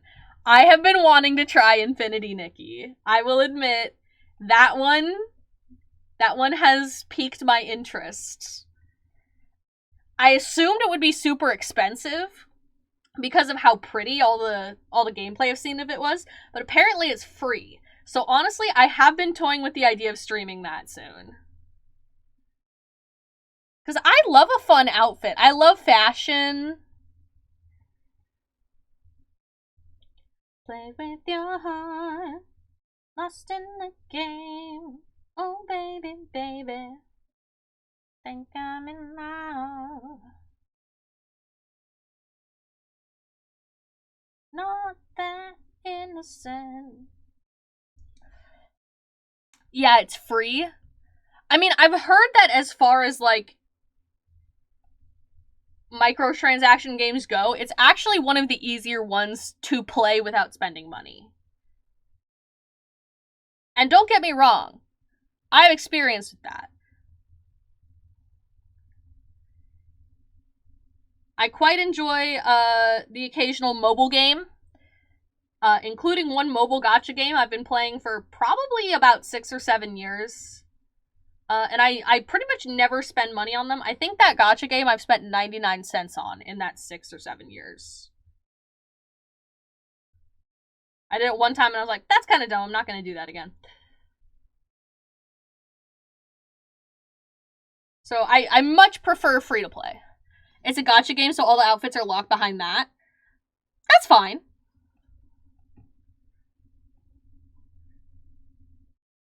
I'm not a whale.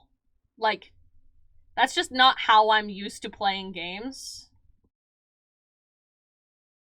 So if it is still fun at free to play, I will have fun. Like, if you can play it for free and it's not just like a shitty experience, I will still have fun.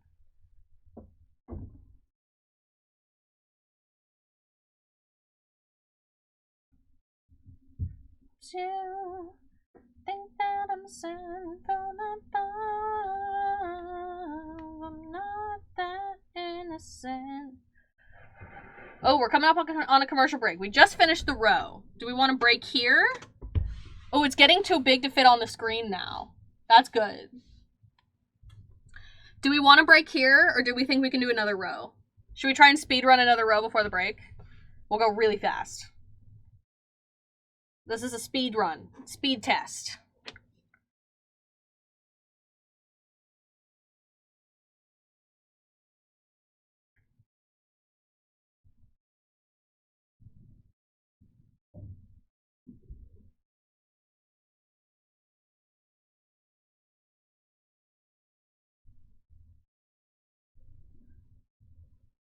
I already skipped this song.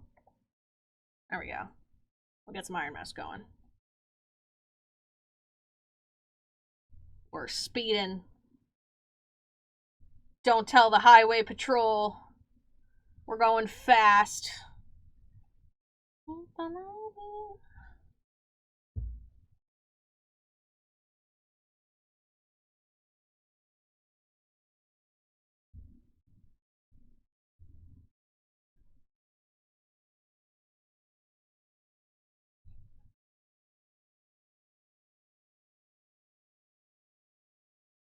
Don't forget to get tea. Yes, thank you for the reminder. I will get peppermint. Does peppermint sound good? Should I make peppermint tea? Do you have any other requests? As long as it's not mix things together to make it nasty, I will honor a request for one tea flavor.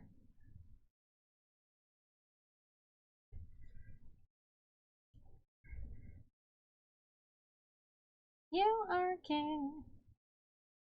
You are king.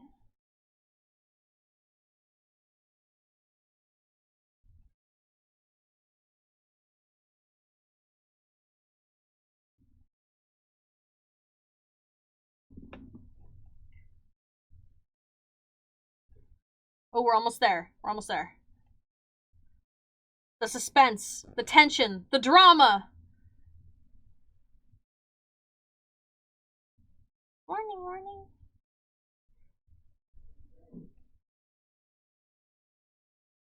Left side, right side. Ba, ba, ba. That candy cane one? Candy cane it is.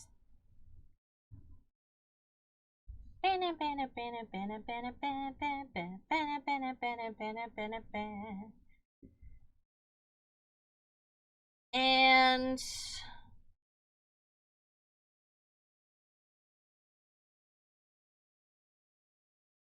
Done. Rose done. That was a buzzer beater. All right. Commercial break time. See you guys in just a moment with a cup of tea.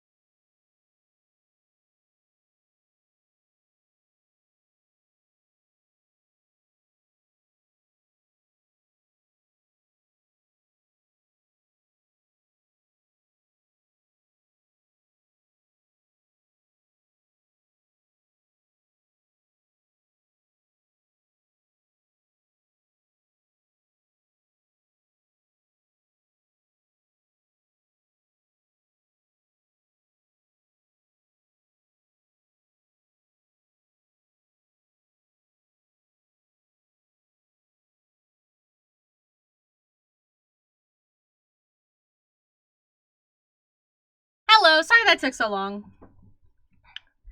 I have made a cup of tea. You can't tell, but it's a very cute little cat mug.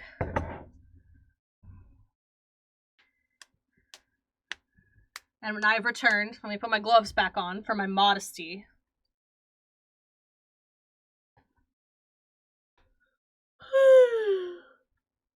That's the wrong hand.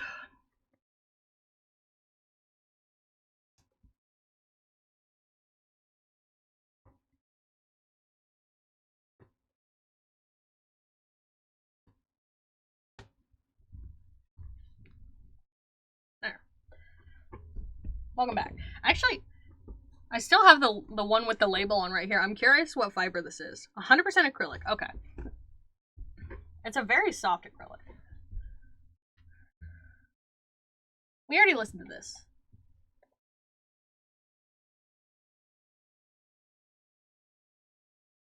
Yeah, we'll go with that.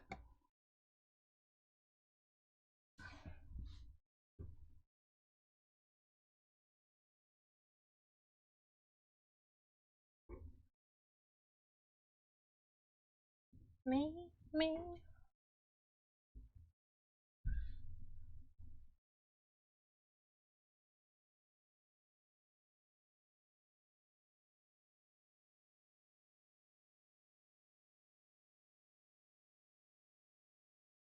I'd like to go back to having scheduled streams soon.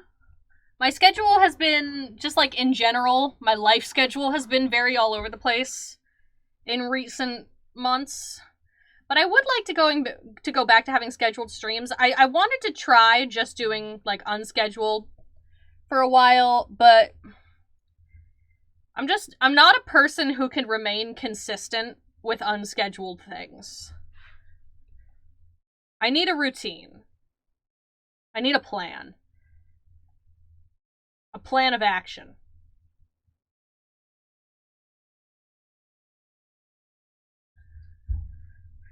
That's what I need. But when we do return to schedules, I think doing like one craft stream a week would be fun. Maybe we'll mix in some different crafts. We can do like learning to knit. We can make some VTuber mascots.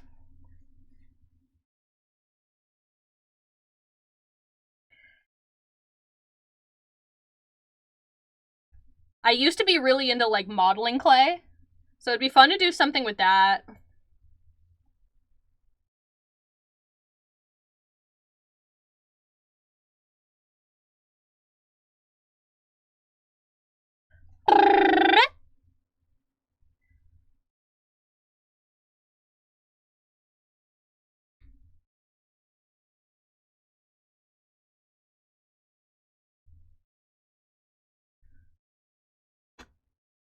By the way, they fixed the web phishing server, so no more hackers. Yay! I will probably be playing web phishing again soon then. Because I love that game. Make you sweat hard, make you want more. Man it up.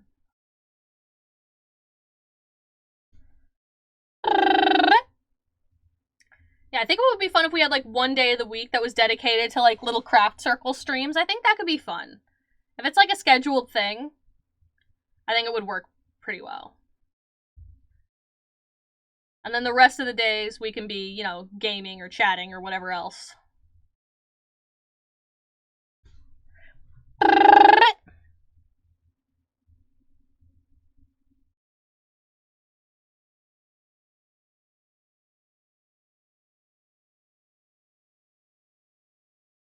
I want to get better at consistency. When you create a private server, anytime someone tries to join, you have to manually approve them now. Oh, that's good.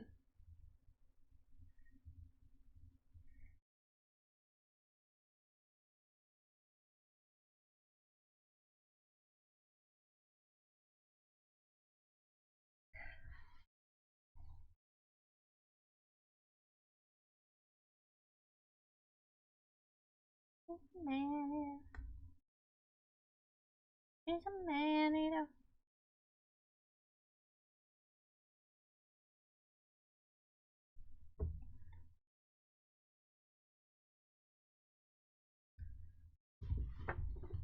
Oh, it looks so nice. I'm very happy with this so far. It's getting pretty big.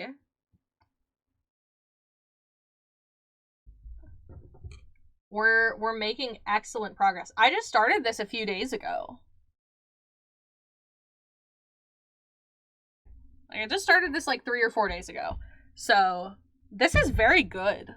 I have a tendency to abandon projects partway through, but I'm determined not to do that with this. I'm trying to finish projects more. That's another thing I'm trying to work on. I'm trying to work on consistency. I'm trying to work on my follow through.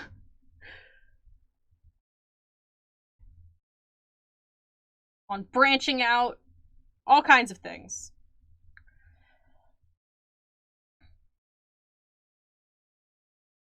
Actually, I think I can talk about this as long as I don't give too many like specifics or anything. I am doing commissions for the first time in my life. You just have to keep reminding yourself you're doing it for long bacon. That's so real. Long bacon is such a good motivator. I'm doing commission work for the first time in my life. For some 3D work. I do not have open commissions.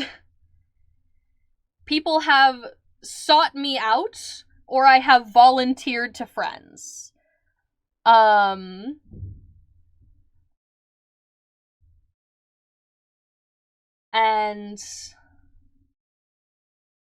it's pretty scary. Cause like I'm still really new to it. So I'm doing like heavy discounts because I'm so new. And people are taking a risk by having me make things for them instead of going with someone more experienced. But it's been really exciting to be like, yes, I will take on this project that you have requested. And I will bring it to life and provide that service for you. It's been scary. But so far it's going, honestly, better than I thought it would. And that's pretty exciting. So,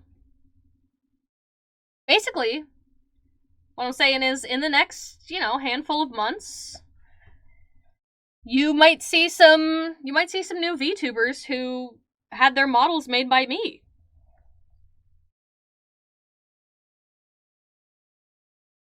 I'm going to be a VTuber mama.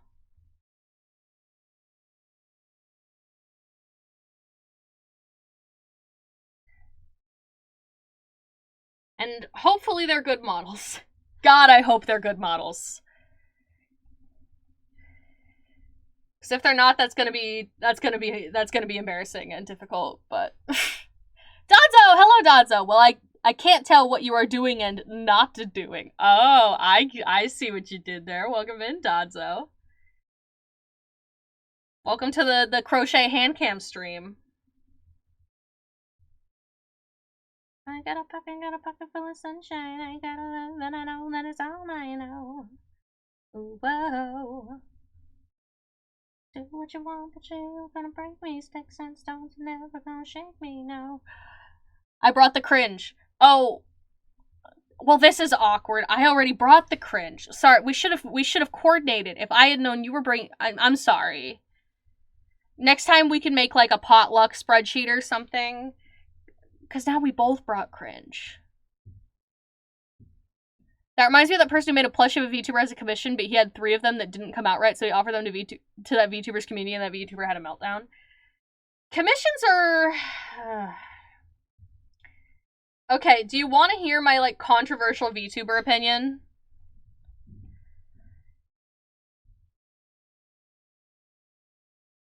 This is not aimed at anyone specifically, okay? I'm gonna get a little spicy with my takes here for a second. A lot of people who want to be, like, full-time professional content creators, and especially VTubers, do not treat it professionally enough. If you want to be a full-time professional at something, you need to learn professional decorum, and you need to learn what you should and shouldn't commit to, and what you should and shouldn't publicly respond to, and what should and shouldn't be a publicly stated opinion or reaction to something. And you need to learn to, like, sit on something before you make, like, an inflammatory public statement. And a lot of people aren't willing to do that.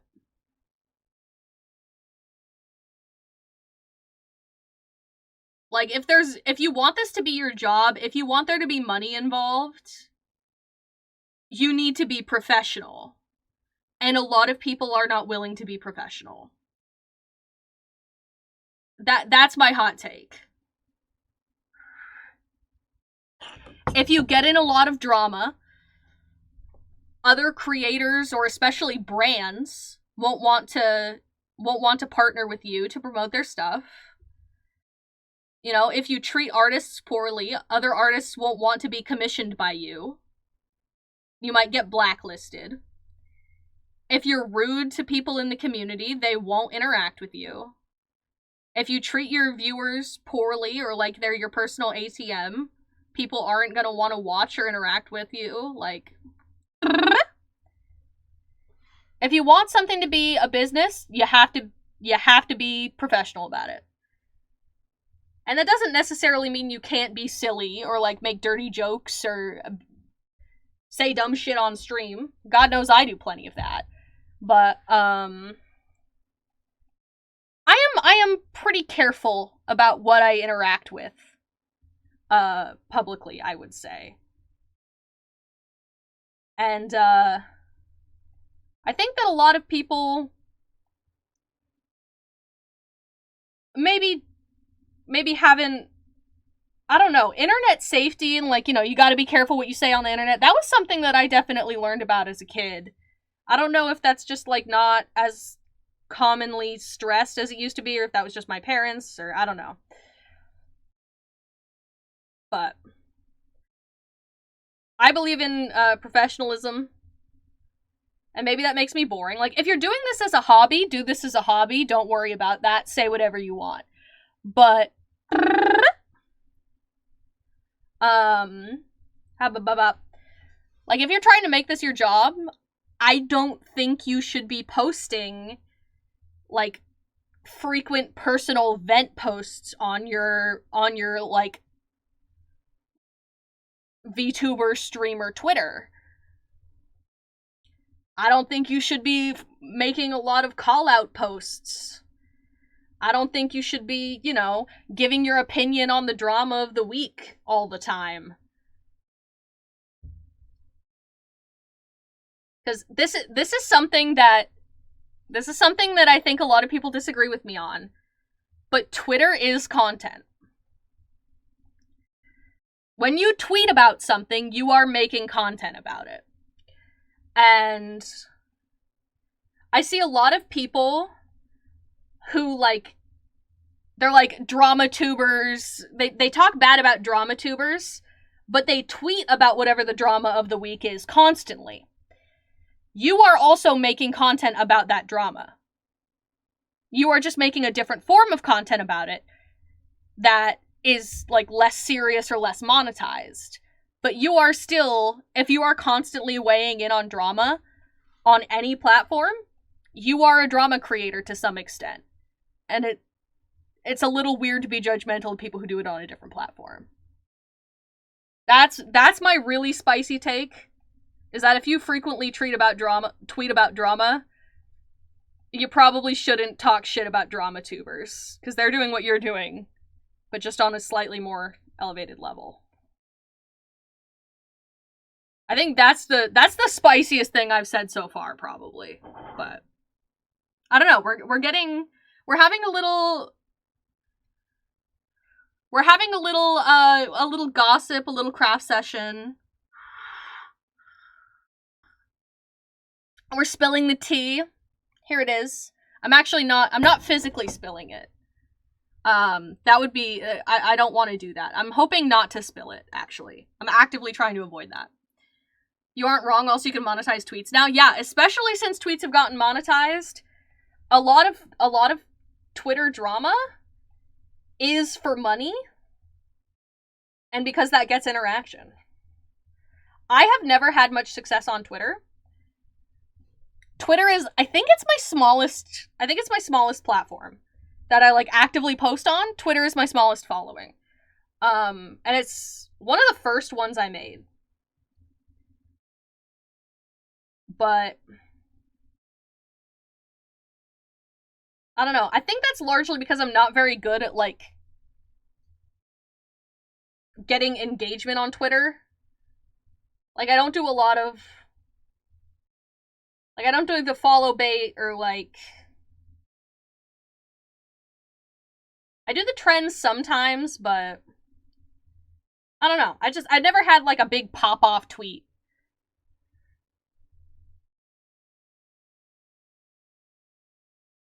I'm not very good at networking on Twitter.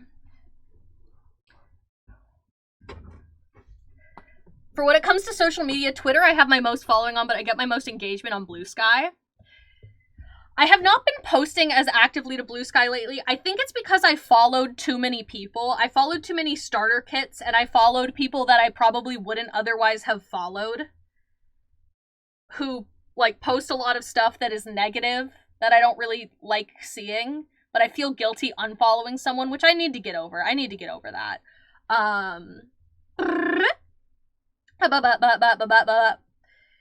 So I need to do a little bit of a follow purge on Blue Sky, I think.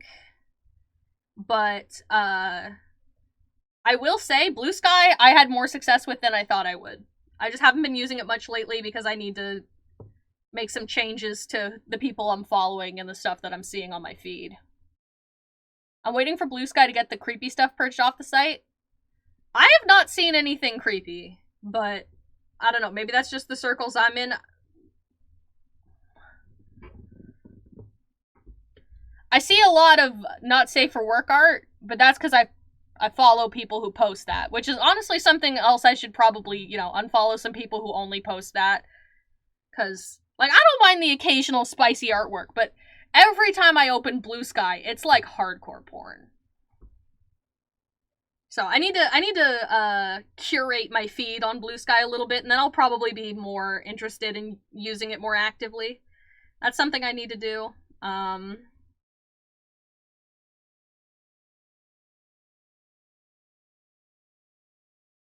As long as this. Okay, we will skip that. There we go. I haven't seen creepy stuff either. I've heard about it, so I've avoided it like the plague since I have friends in the moderator circles for getting rid of very illegal stuff. Oh, I see. I've not run into any of that. I mean, I can't, like, vouch for the site as a whole, but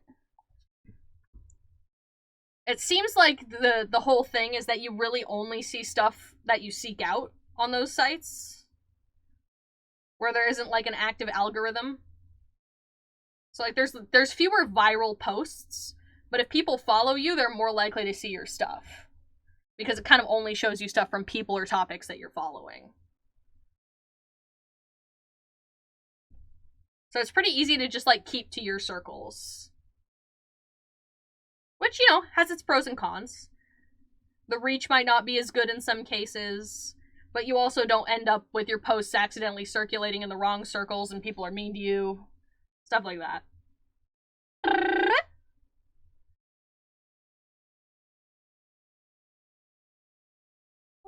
Stones may break my bones, but chains and whips excite me.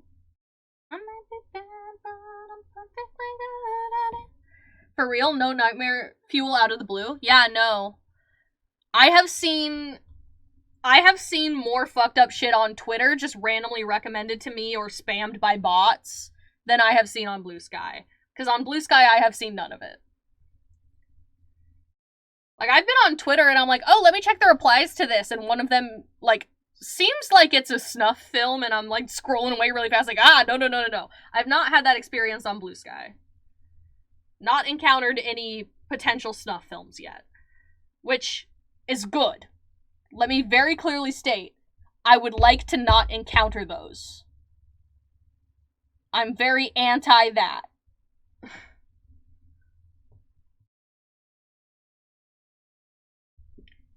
obviously, I do hope Twitter gets its shit together. And this is just like a weird bad phase that is eventually in the past.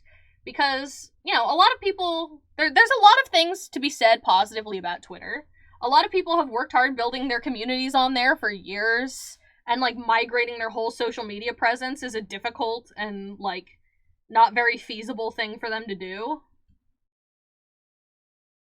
Like, I didn't migrate off Twitter. I still use it. I just use both.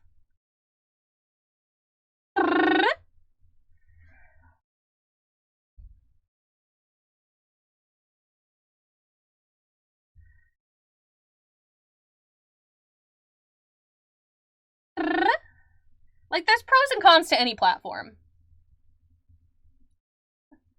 Anything has a bunch of pros and cons.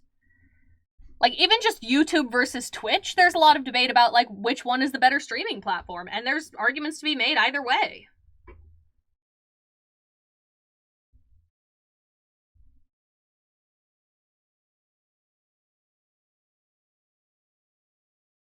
I've only ever had one tweet pop off, and it was about wine, about how the professional wine tasters don't actually know what they're doing, and I cited two sources. One where someone entered a boxed wine into a really prestigious wine tasting event and won first place over a company that always wins for having the best tasting wine. And another time where scientists brought in 50 of the most famous wine critics and had them taste boxed wine and really expensive wine. They always said the boxed wine was better than the expensive stuff was the cheap crap. I think it really depends. I've worked with a lot of, like, sommeliers and wine professionals and stuff who are genuinely very good, but I think a lot of people are snobs for the sake of being snobs. A lot of people are just like, this is good because it's expensive. But there's a lot of people who genuinely do know what they're doing and are very skilled.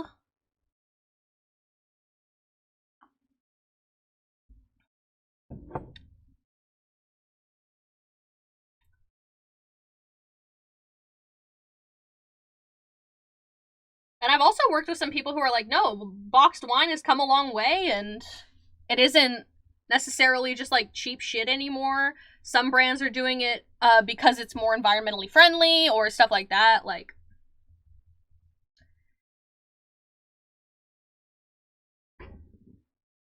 that reminds me when a California wine was entered with mini French wines in a blind taste test, and when they revealed the California wine won, the tasters complained because it wasn't French, even though they previously just voted it the best. That was a pretty legendary upset in the wine world. That really helped put California on the map as far as wines go on a global stage, because, like, there's always been a really strong wine industry in California. But that was, like, when it got put on a global stage and people were like, oh, this is, like, you know, maybe our French snobbery isn't fully backed up here. There's a lot of, like, you know, old world snobbery, but there's a lot of, like, genuinely very well-educated, very skilled and forward-thinking people in the wine industry nowadays who kind of just aren't getting the attention they deserve. But that's just my 2 cents.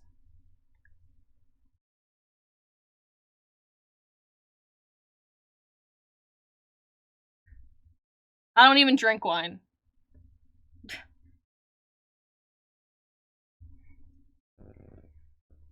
I just work with people who work with wine. I work in a department that makes the fancy food, and then sometimes I chat with the people who make or buy or curate the fancy wine to go with the fancy food. Corvid hands, rated E for everyone. Damn right. Bow, bow, bow, bow, bow, bow, bow, bow, bow, bow. Bow, bow. Hiya. Bam. Hwa. Ya. Hiya.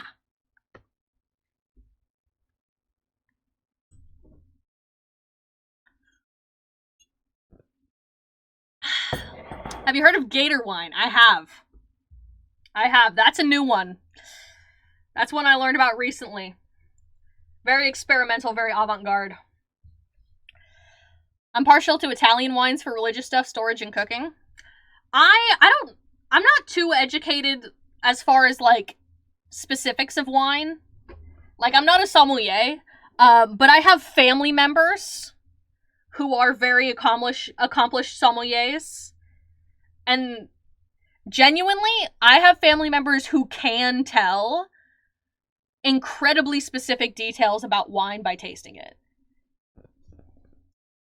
Like, I know people who will be like, oh yeah, they'll taste it and they'll be like, oh yeah, that's a French wine, made with like this type of grape, and they will be right.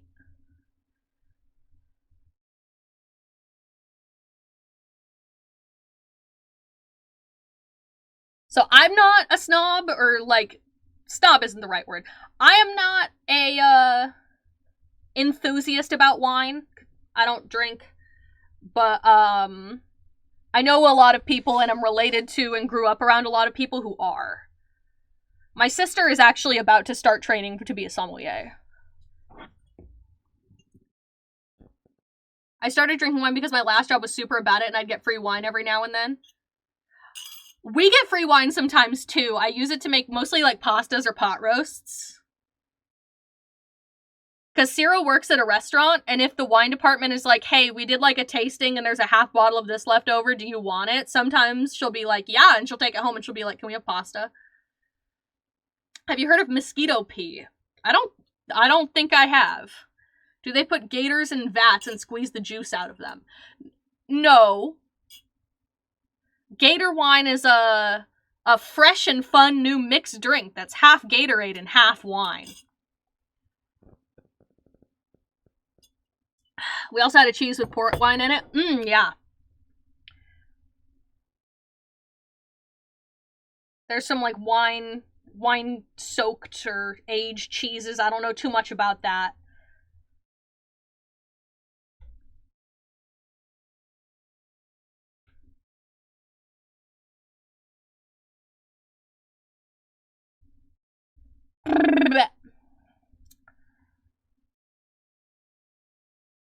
I do love cheese. I'm not big on wine, but as far as like cheese and chocolate, as far as like, tastings with specific notes go, I'm way bigger on that. Like, I've done cheese tastings and chocolate tastings for school and work in the past. I'm all about that. And you know what? I absolutely do believe that you can taste the difference. Like, I did a chocolate tasting for work one time. We toured a chocolate factory at one of my old jobs, which was pretty awesome. And they did a little chocolate tasting for us where we tried chocolate made from like single origin. They were like single origin chocolates. So they would give us one chocolate and be like, okay, this one was grown in Peru. This one was grown in West Africa. And we would like try them, and we would taste like the different notes that you could detect based on where they were grown. And it was fascinating because like the ones from Peru had more of a like fruit or berry flavor to them, and the ones from West Africa were more like traditionally fudgy. It was fascinating. I had no idea it was that detailed before I did that. And now every time I eat a fancy chocolate, I read the package to see where it's from. And I see if I can detect the notes.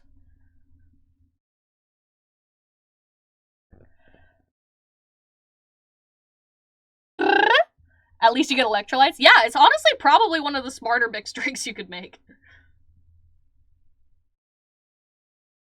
If memory serves correctly, it has to be specifically be the light blue Gatorade, otherwise it doesn't taste good. Doesn't taste as good. I don't know. I have not tried Gator wine. Remember what anyone who knows the Gatorade flavors by name is a cop? I made that mistake one time. I was drinking a lot of Gatorade at the time because I was sick and I was trying to get electrolytes, and I mentioned it on stream, and they were like, what kind of Gatorade are you drinking? I was like, oh, it's fruit punch. And they were like, are you an undercover cop? Are you with the feds? And I was like, oh, no. And they were like, red. You're drinking red flavor. I was like, you know what? Fair enough. And I have learned my lesson.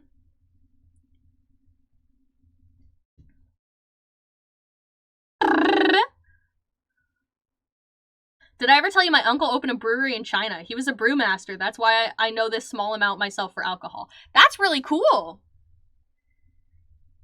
That's really cool. Beer is a much bigger blind spot for me. That's not something I have worked around too much, but I know that, like, the craft beer and stuff has gotten way more popular in recent years. But it's not something I have too much personal experience with. Remember when you got given those cocoa bean pods so you could make your own chocolate, and then you got so worried about ruining them that you let it go bad? Yeah. Yeah.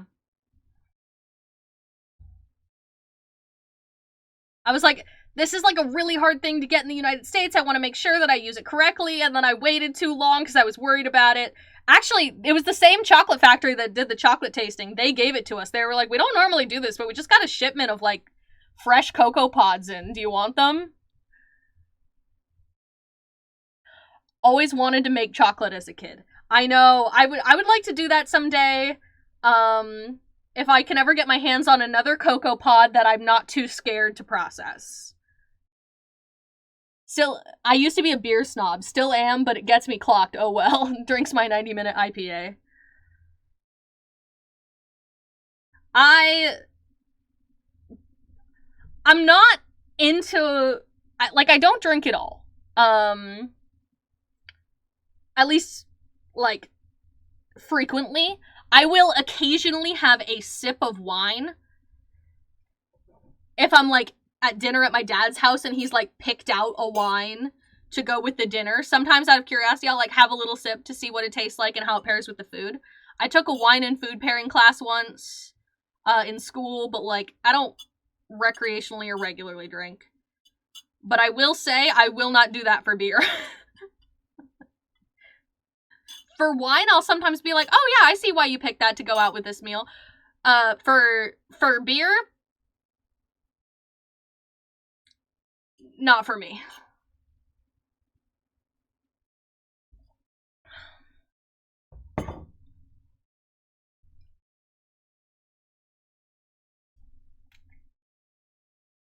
Beer tastes, looks, and smells like beer to me most of the time. Beer as an ingredient is pretty good sometimes, though. I love a beer battered thing. Or like a beer cheese dip. Or soup. Or like a Welsh rarebit. That stuff's good. Beer cheese, goated combination. Beer battered onion rings, also great. Beer battered fish and chips. I'm much more in favor of beer as an ingredient. You don't want to be a Minnesota brewski? I mean, it's not, like, top of my agenda. No student teachers.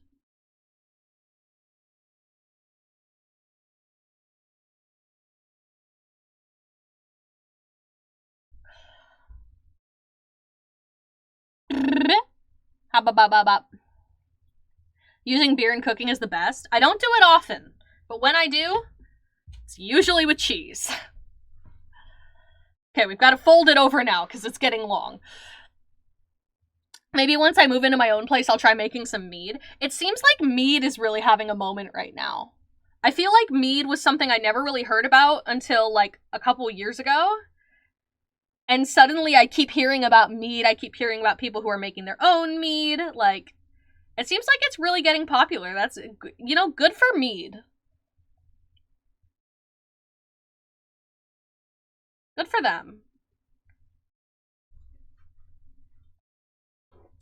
It's like rock climbing, you know? Like, I never heard about people rock climbing until, like, 5 years ago, and then suddenly everyone I know is into rock climbing, you know?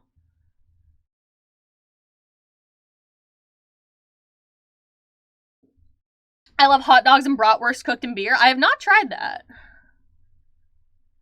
I will use the hoppiest beer I can find for my gumbo. Ooh, gumbo is good. With the power of beer comes the crown of trucker hats and plaid shirts. I mean, you can do that without beer. You just have to be a lesbian, which I am. So it's already open to me. The reason I say mead specifically is because it would fit with my brand since you make it with honey. Oh, that's fair, that's fair. Wait, how did you not hear about mead considering just Skyrim?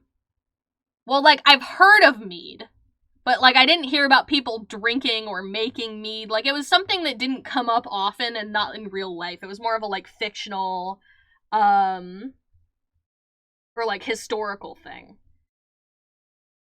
Like, I never heard people say, like, oh, I'm making some mead, or, like, oh, I had this glass of mead the other day. Like, that was not a thing I heard until recently. P-A-N-A-N-A-S. Hey, okay. The world is ours. Moshi, moshi, hi, hello. Did you come to talk to me? Hajime konnichiwa. I like you and you like me. This is a great song to roller skate to. If I've got any roller rats in the chat, this is a great one. Moshi Moshi by Poppy. This makes me feel so cute and fun. Titus, thank you so much for the bits. Thank you.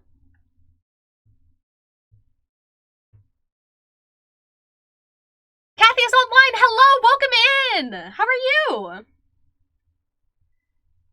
Kind of like how people outside the Gulf Coast and the Caribbean don't really drink grog. I'm gonna be real, I didn't know grog was like a specific beverage. I thought grog was just... I thought that was just like a thing that... I thought that was like a pirate thing. I don't know. I don't know what grog is. I'm gonna be real with you. I was about to make that joke. Pre-transition, I would wear a bunch of red plaid shirts and jeans and be like, yes, this feels good. I was the egg. Hello, Titus. I'm good because you're streaming. You're too kind. Grog sounds like a caveman. Yeah, Grog is the guy from Critical Role.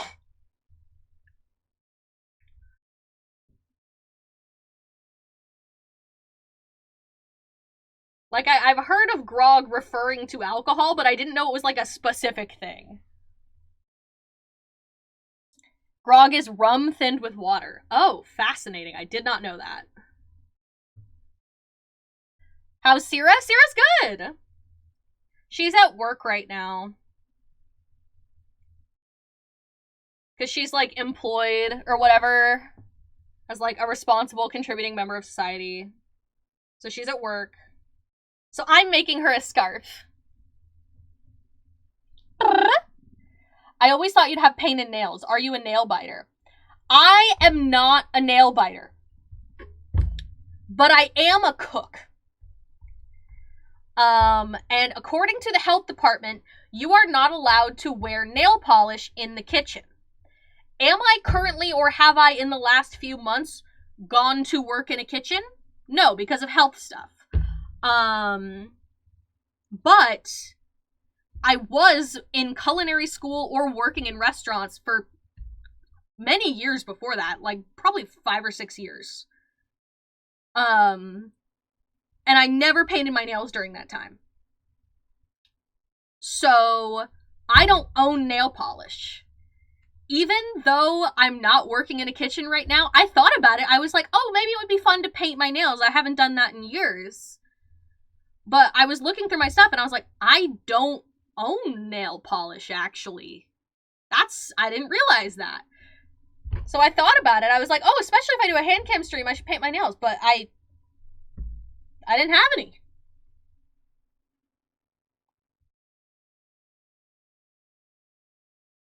It's like to rum what Americano is to espresso. Oh. I don't know much about coffee either. I also don't drink coffee. I'm kind of boring. Tell her I said I hope she had a good day. I will, thank you. I learned to do my own gel nails. That's so cool. I've been thinking about it, like, maybe I should try, like, those fancy, like, fake nails, like the clickety-clackety, dramatic, bad bitch nails. Since I'm, not working in a kitchen right now. This is a good chance for me to try that out. I've always wanted to try it. But they're kind of expensive, so I have not tried them yet. Because, coincidentally, I don't have much money because I'm not working in kitchens.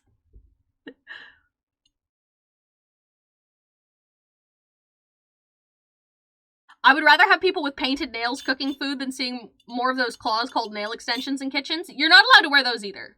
You cannot wear painted nails, you cannot wear press-ons, you cannot wear acrylics, none of that. You have to have bare, plain, short nails.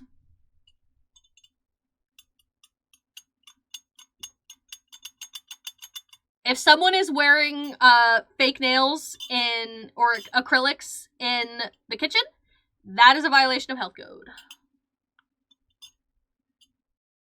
Would you like to name one of my pets in my hardcore world? Yes! Yes, I would! What kind of pet is it? The press-ons have gotten better over the years if you want to experiment. But yes, acrylics go hard. But yeah, expensive as fuck. Yeah, I don't know. Maybe I'll just buy, like, a nail polish. And we'll start there. I've been getting ads for that, like, Mooncat, I think is the brand. Mooncat polish. Where they're, like, super fancy, glittery, shimmery, like, holographic. And it's beautiful. So maybe I will fall victim to the Instagram ads and buy some of that sparkly nail polish. We already listened to this one. Oh, wait, no we didn't. I got mixed up. We have not listened to this yet, and it's a bop.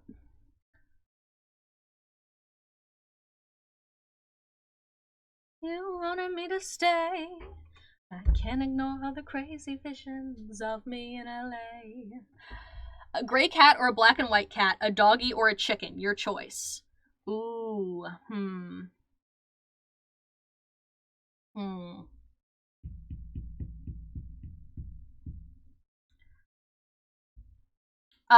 I would like you to name a chicken Dwayne the Bach Johnson. That's my suggestion.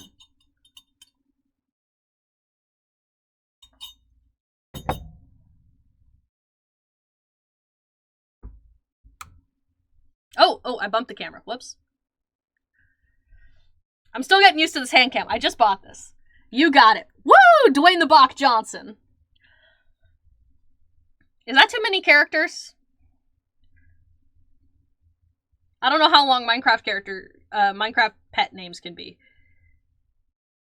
I'm gonna keep on dancing at the Pink Pony Club. Pink Pony Club. Jaws are on the floor. Everyone knows you should get a viper and train it to wield a gun using its prehensile tail. They expect the venom and they get the poison lead. Honestly, a snake that can do, like, range damage does sound kind of scary. Because you would never expect it. You'd be like, oh, a snake, they only have, like, melee. They only have melee attack, but no.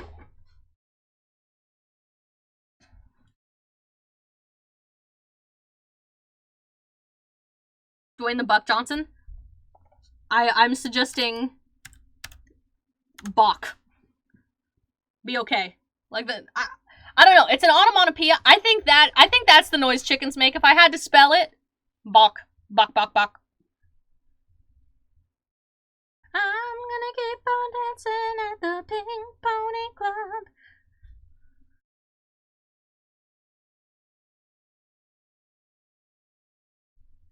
Pink Pony Club. No problem. I hope you and Dwayne the Bach Johnson have a lovely time in your Minecraft hardcore world.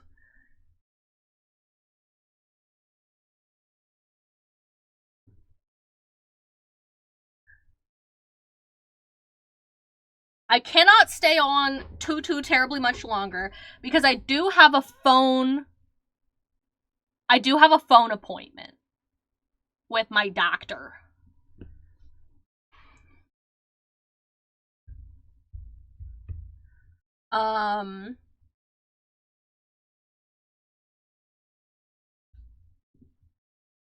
So I do have to go soon, but we got a few more minutes. And then after that, one of my longtime friends is in town, leaving soon, but came back to town for the holidays. And so we're gonna hang out and play some video games and chill. And I'm looking forward to it. When Chaperone says you're a pink pony girl, I hear it in AI Plankton voice. I never got into those AI covers. However, there was one TikTok that some woman posted of her husband singing Pink Pony Club, doing an impression of Goofy, and that lives rent-free in my brain. Goofy Pink Pony Club.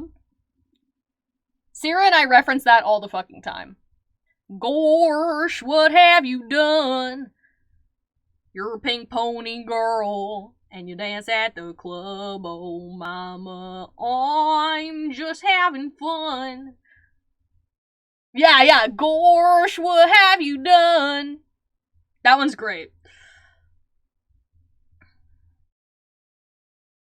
Oh,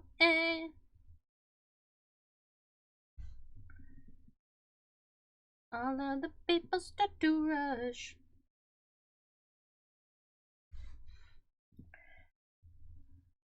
Super into AI presidents facing eldritch horrors and the Glorb SpongeBob rap channel. I can't get into that AI stuff. I don't like it. The idea of, like,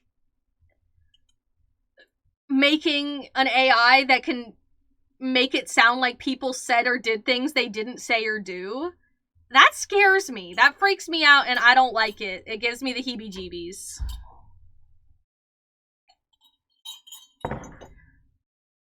Like, the idea of making a video or a recording of someone saying or doing anything you want, that creeps me out. I don't like it.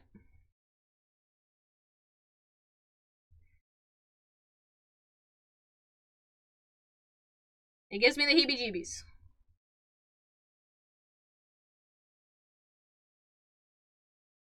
Like, if someone made an AI voice of me, and they were like, look, I made it sing Lady Gaga or whatever, I'd be like, that is cool, but what else can you make it say? I don't know how I feel about you having this power.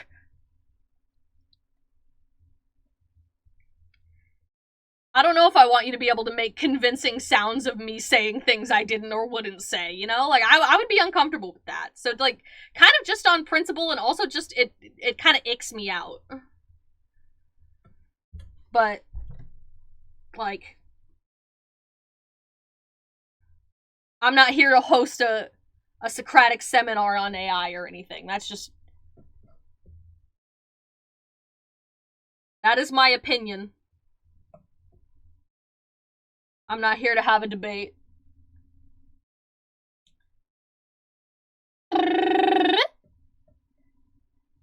Playing games IRL with close friends is so great. Me and my girlfriend have been playing through Bayonetta on her Xbox. S tier. Hell yeah. Last time we played Pico Park, which was hilarious. So I don't know, maybe today we'll get Pico Park 2. Maybe we'll play some Mario Kart. Who knows? I'm gonna snooze the commercial break because we're gonna end soon anyway.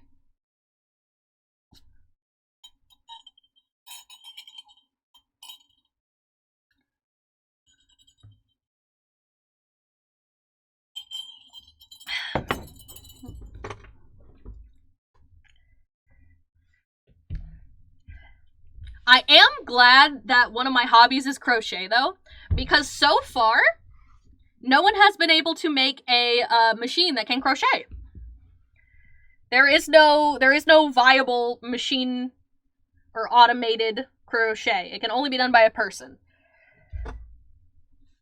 So whenever I wear, like, my crocheted stuff out, I feel like it's such a flex.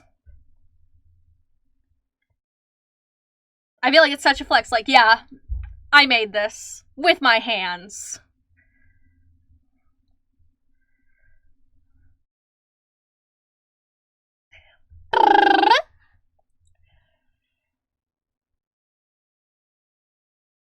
Give it time.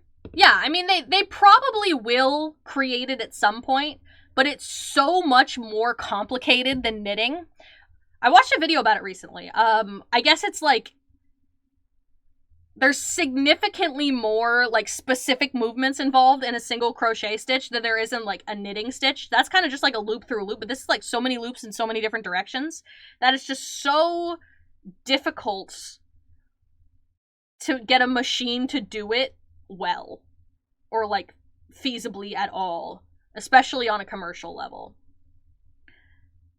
They have some knitting machines that can mimic the look, but anything actually crocheted, made by hand.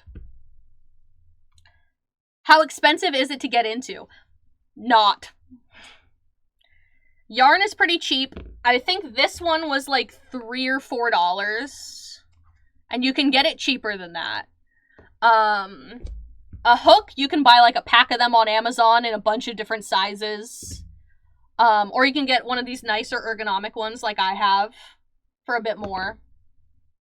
The lesbian yarn, yes! I thought this was so pretty. This is the Lion Brand Mandala Ombre in the shade Serene. I specifically have dye lot 56. But she grows in power, yes. Scarf. I've been crocheting for a long time, and I love it. We need the gay male yarn to offset her power level. There are some brands that have been doing, like, fun Pride collections lately, and it's been very cute. I like seeing the things people make with them. If you want my, like, personal insider tip on the best place to buy yarn, I really like hobby.com, Hobbii. Hobby with 2 B's, 2 I's. They have really good shipping. The deals are pretty good. They have some really high quality stuff for really affordable prices. And, I've had really good experiences ordering from them. If you want, like, the fancy stuff, one of my favorite, like, yarn brands is Drops yarn.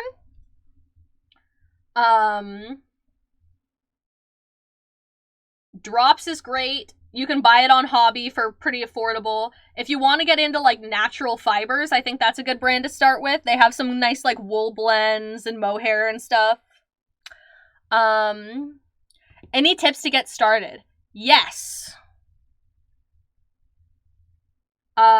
Start with a simple yarn.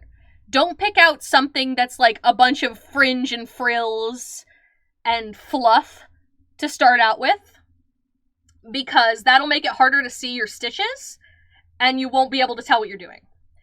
Don't fall into the trap of holding everything super tight and taut, because that makes it nearly impossible. You want to have some tension, but you want to keep it a little loose. And YouTube. The ladies on YouTube make insane crochet tutorials. Some of them are just teaching you how to do a specific stitch. Some of them, they'll walk you through like an entire pattern. They'll be like, here's how I made this top. Here's how I made this top from beginning to end, and it's like an hour-long video where they show you everything they did and the whole pattern for free and explain it to you while they do it, and it's incredible. But once you get a bit more experienced, written patterns are really good too. Or if you're like me and you just teach yourself and slowly improve over years instead of any proper practice like that, you can just freehand shit. You can just figure out how to make it. Like this was freehanded. I did not have a pattern for this. He's also not done, but I just need fluorescent yarn. Oh yeah, you can totally find that. I've seen that. Crochet bikini top is my new goal. Hell yeah. People make some really good crochet bikinis. There's some cute stuff. I made like a fun top for a concert I went to a while back, and I got so many compliments on it. I was like, I don't have anything cute to wear to it was an Odessa concert. We got Odessa tickets a while back for their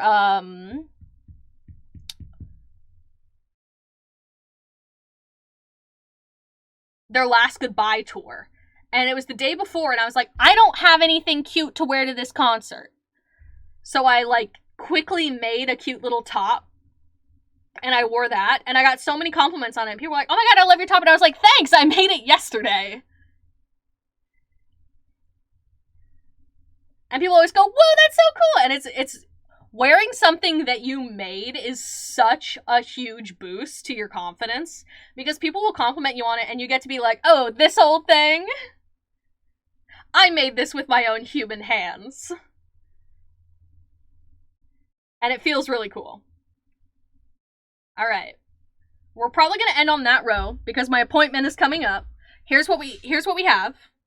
All of the orange part we made today on this stream. This row to the end, we made all of that. This is all new. And all the pink stuff I made in waiting rooms over the last week or so. Getting ignored by Corbett is a different type of pain. Oh, I'm sorry. Did I miss your message? I'm sorry I missed it. Do you have Discord? I'll send you a picture. We do have a Discord. Hold on. I'm sorry. It's hard for me to... I can't look at... The chat... The chat is on the screen over there. Like there. But my crocheting is here. So it's hard for me to keep up with the chat too much. So I miss some things. Alright. Let's find someone to raid. So we hit the boulevard. Alright. We've got a couple options. Do we want to get sent to Death Stranding, or do we want to go to Legend of Zelda Breath of the Wild? What are we thinking? Breath of the Wild, Death Stranding. I've got people I know playing both. So, if you have a preference, speak now. Death Stranding? Hell yeah. Death Stranding it is. Breath? Oh no. Oh no, now there's debate. Here's something fun. You have a stream deck, right? If so, you can have chat appear up on that and have that in front of you while you're crocheting. On the stream deck? Really? How would that... I don't know. I'll look into it. That's crazy. I feel like it would be hard to read. Because it's the buttons. I don't know. I'll see what I can figure out. Alright. I assume he means chat. Alright. We're gonna send it over to Lidcat, who is a lovely mutual of mine who has rated us several times in the past, and I'm excited to finally get the chance to return the favor. They're playing Death Stranding Director's Cut. I hope you have a wonderful, exciting, beautiful time over there. Thank you so much for hanging out with me while we made this little scarf. I mean, it's not done yet, but while we made a lot of progress on this scarf. And I will see you guys soon. Maybe tomorrow. Who knows? I don't know. We're still winging it. Schedule, we will re-implement the schedule soon enough. But not quite yet. We're still figuring out the medical stuff. Anyway. Thank you so much for hanging out with me today. We have a Discord. I'm on Twitter. I'm on YouTube. I'm on TikTok. For now. Bye. Love your streams. Oh, thank you so much. I really appreciate that, Kathy. That's so kind of you. Oh, that makes me so happy to hear. Okay. The raid is almost gone, so I'll see you guys later. Thank you so much.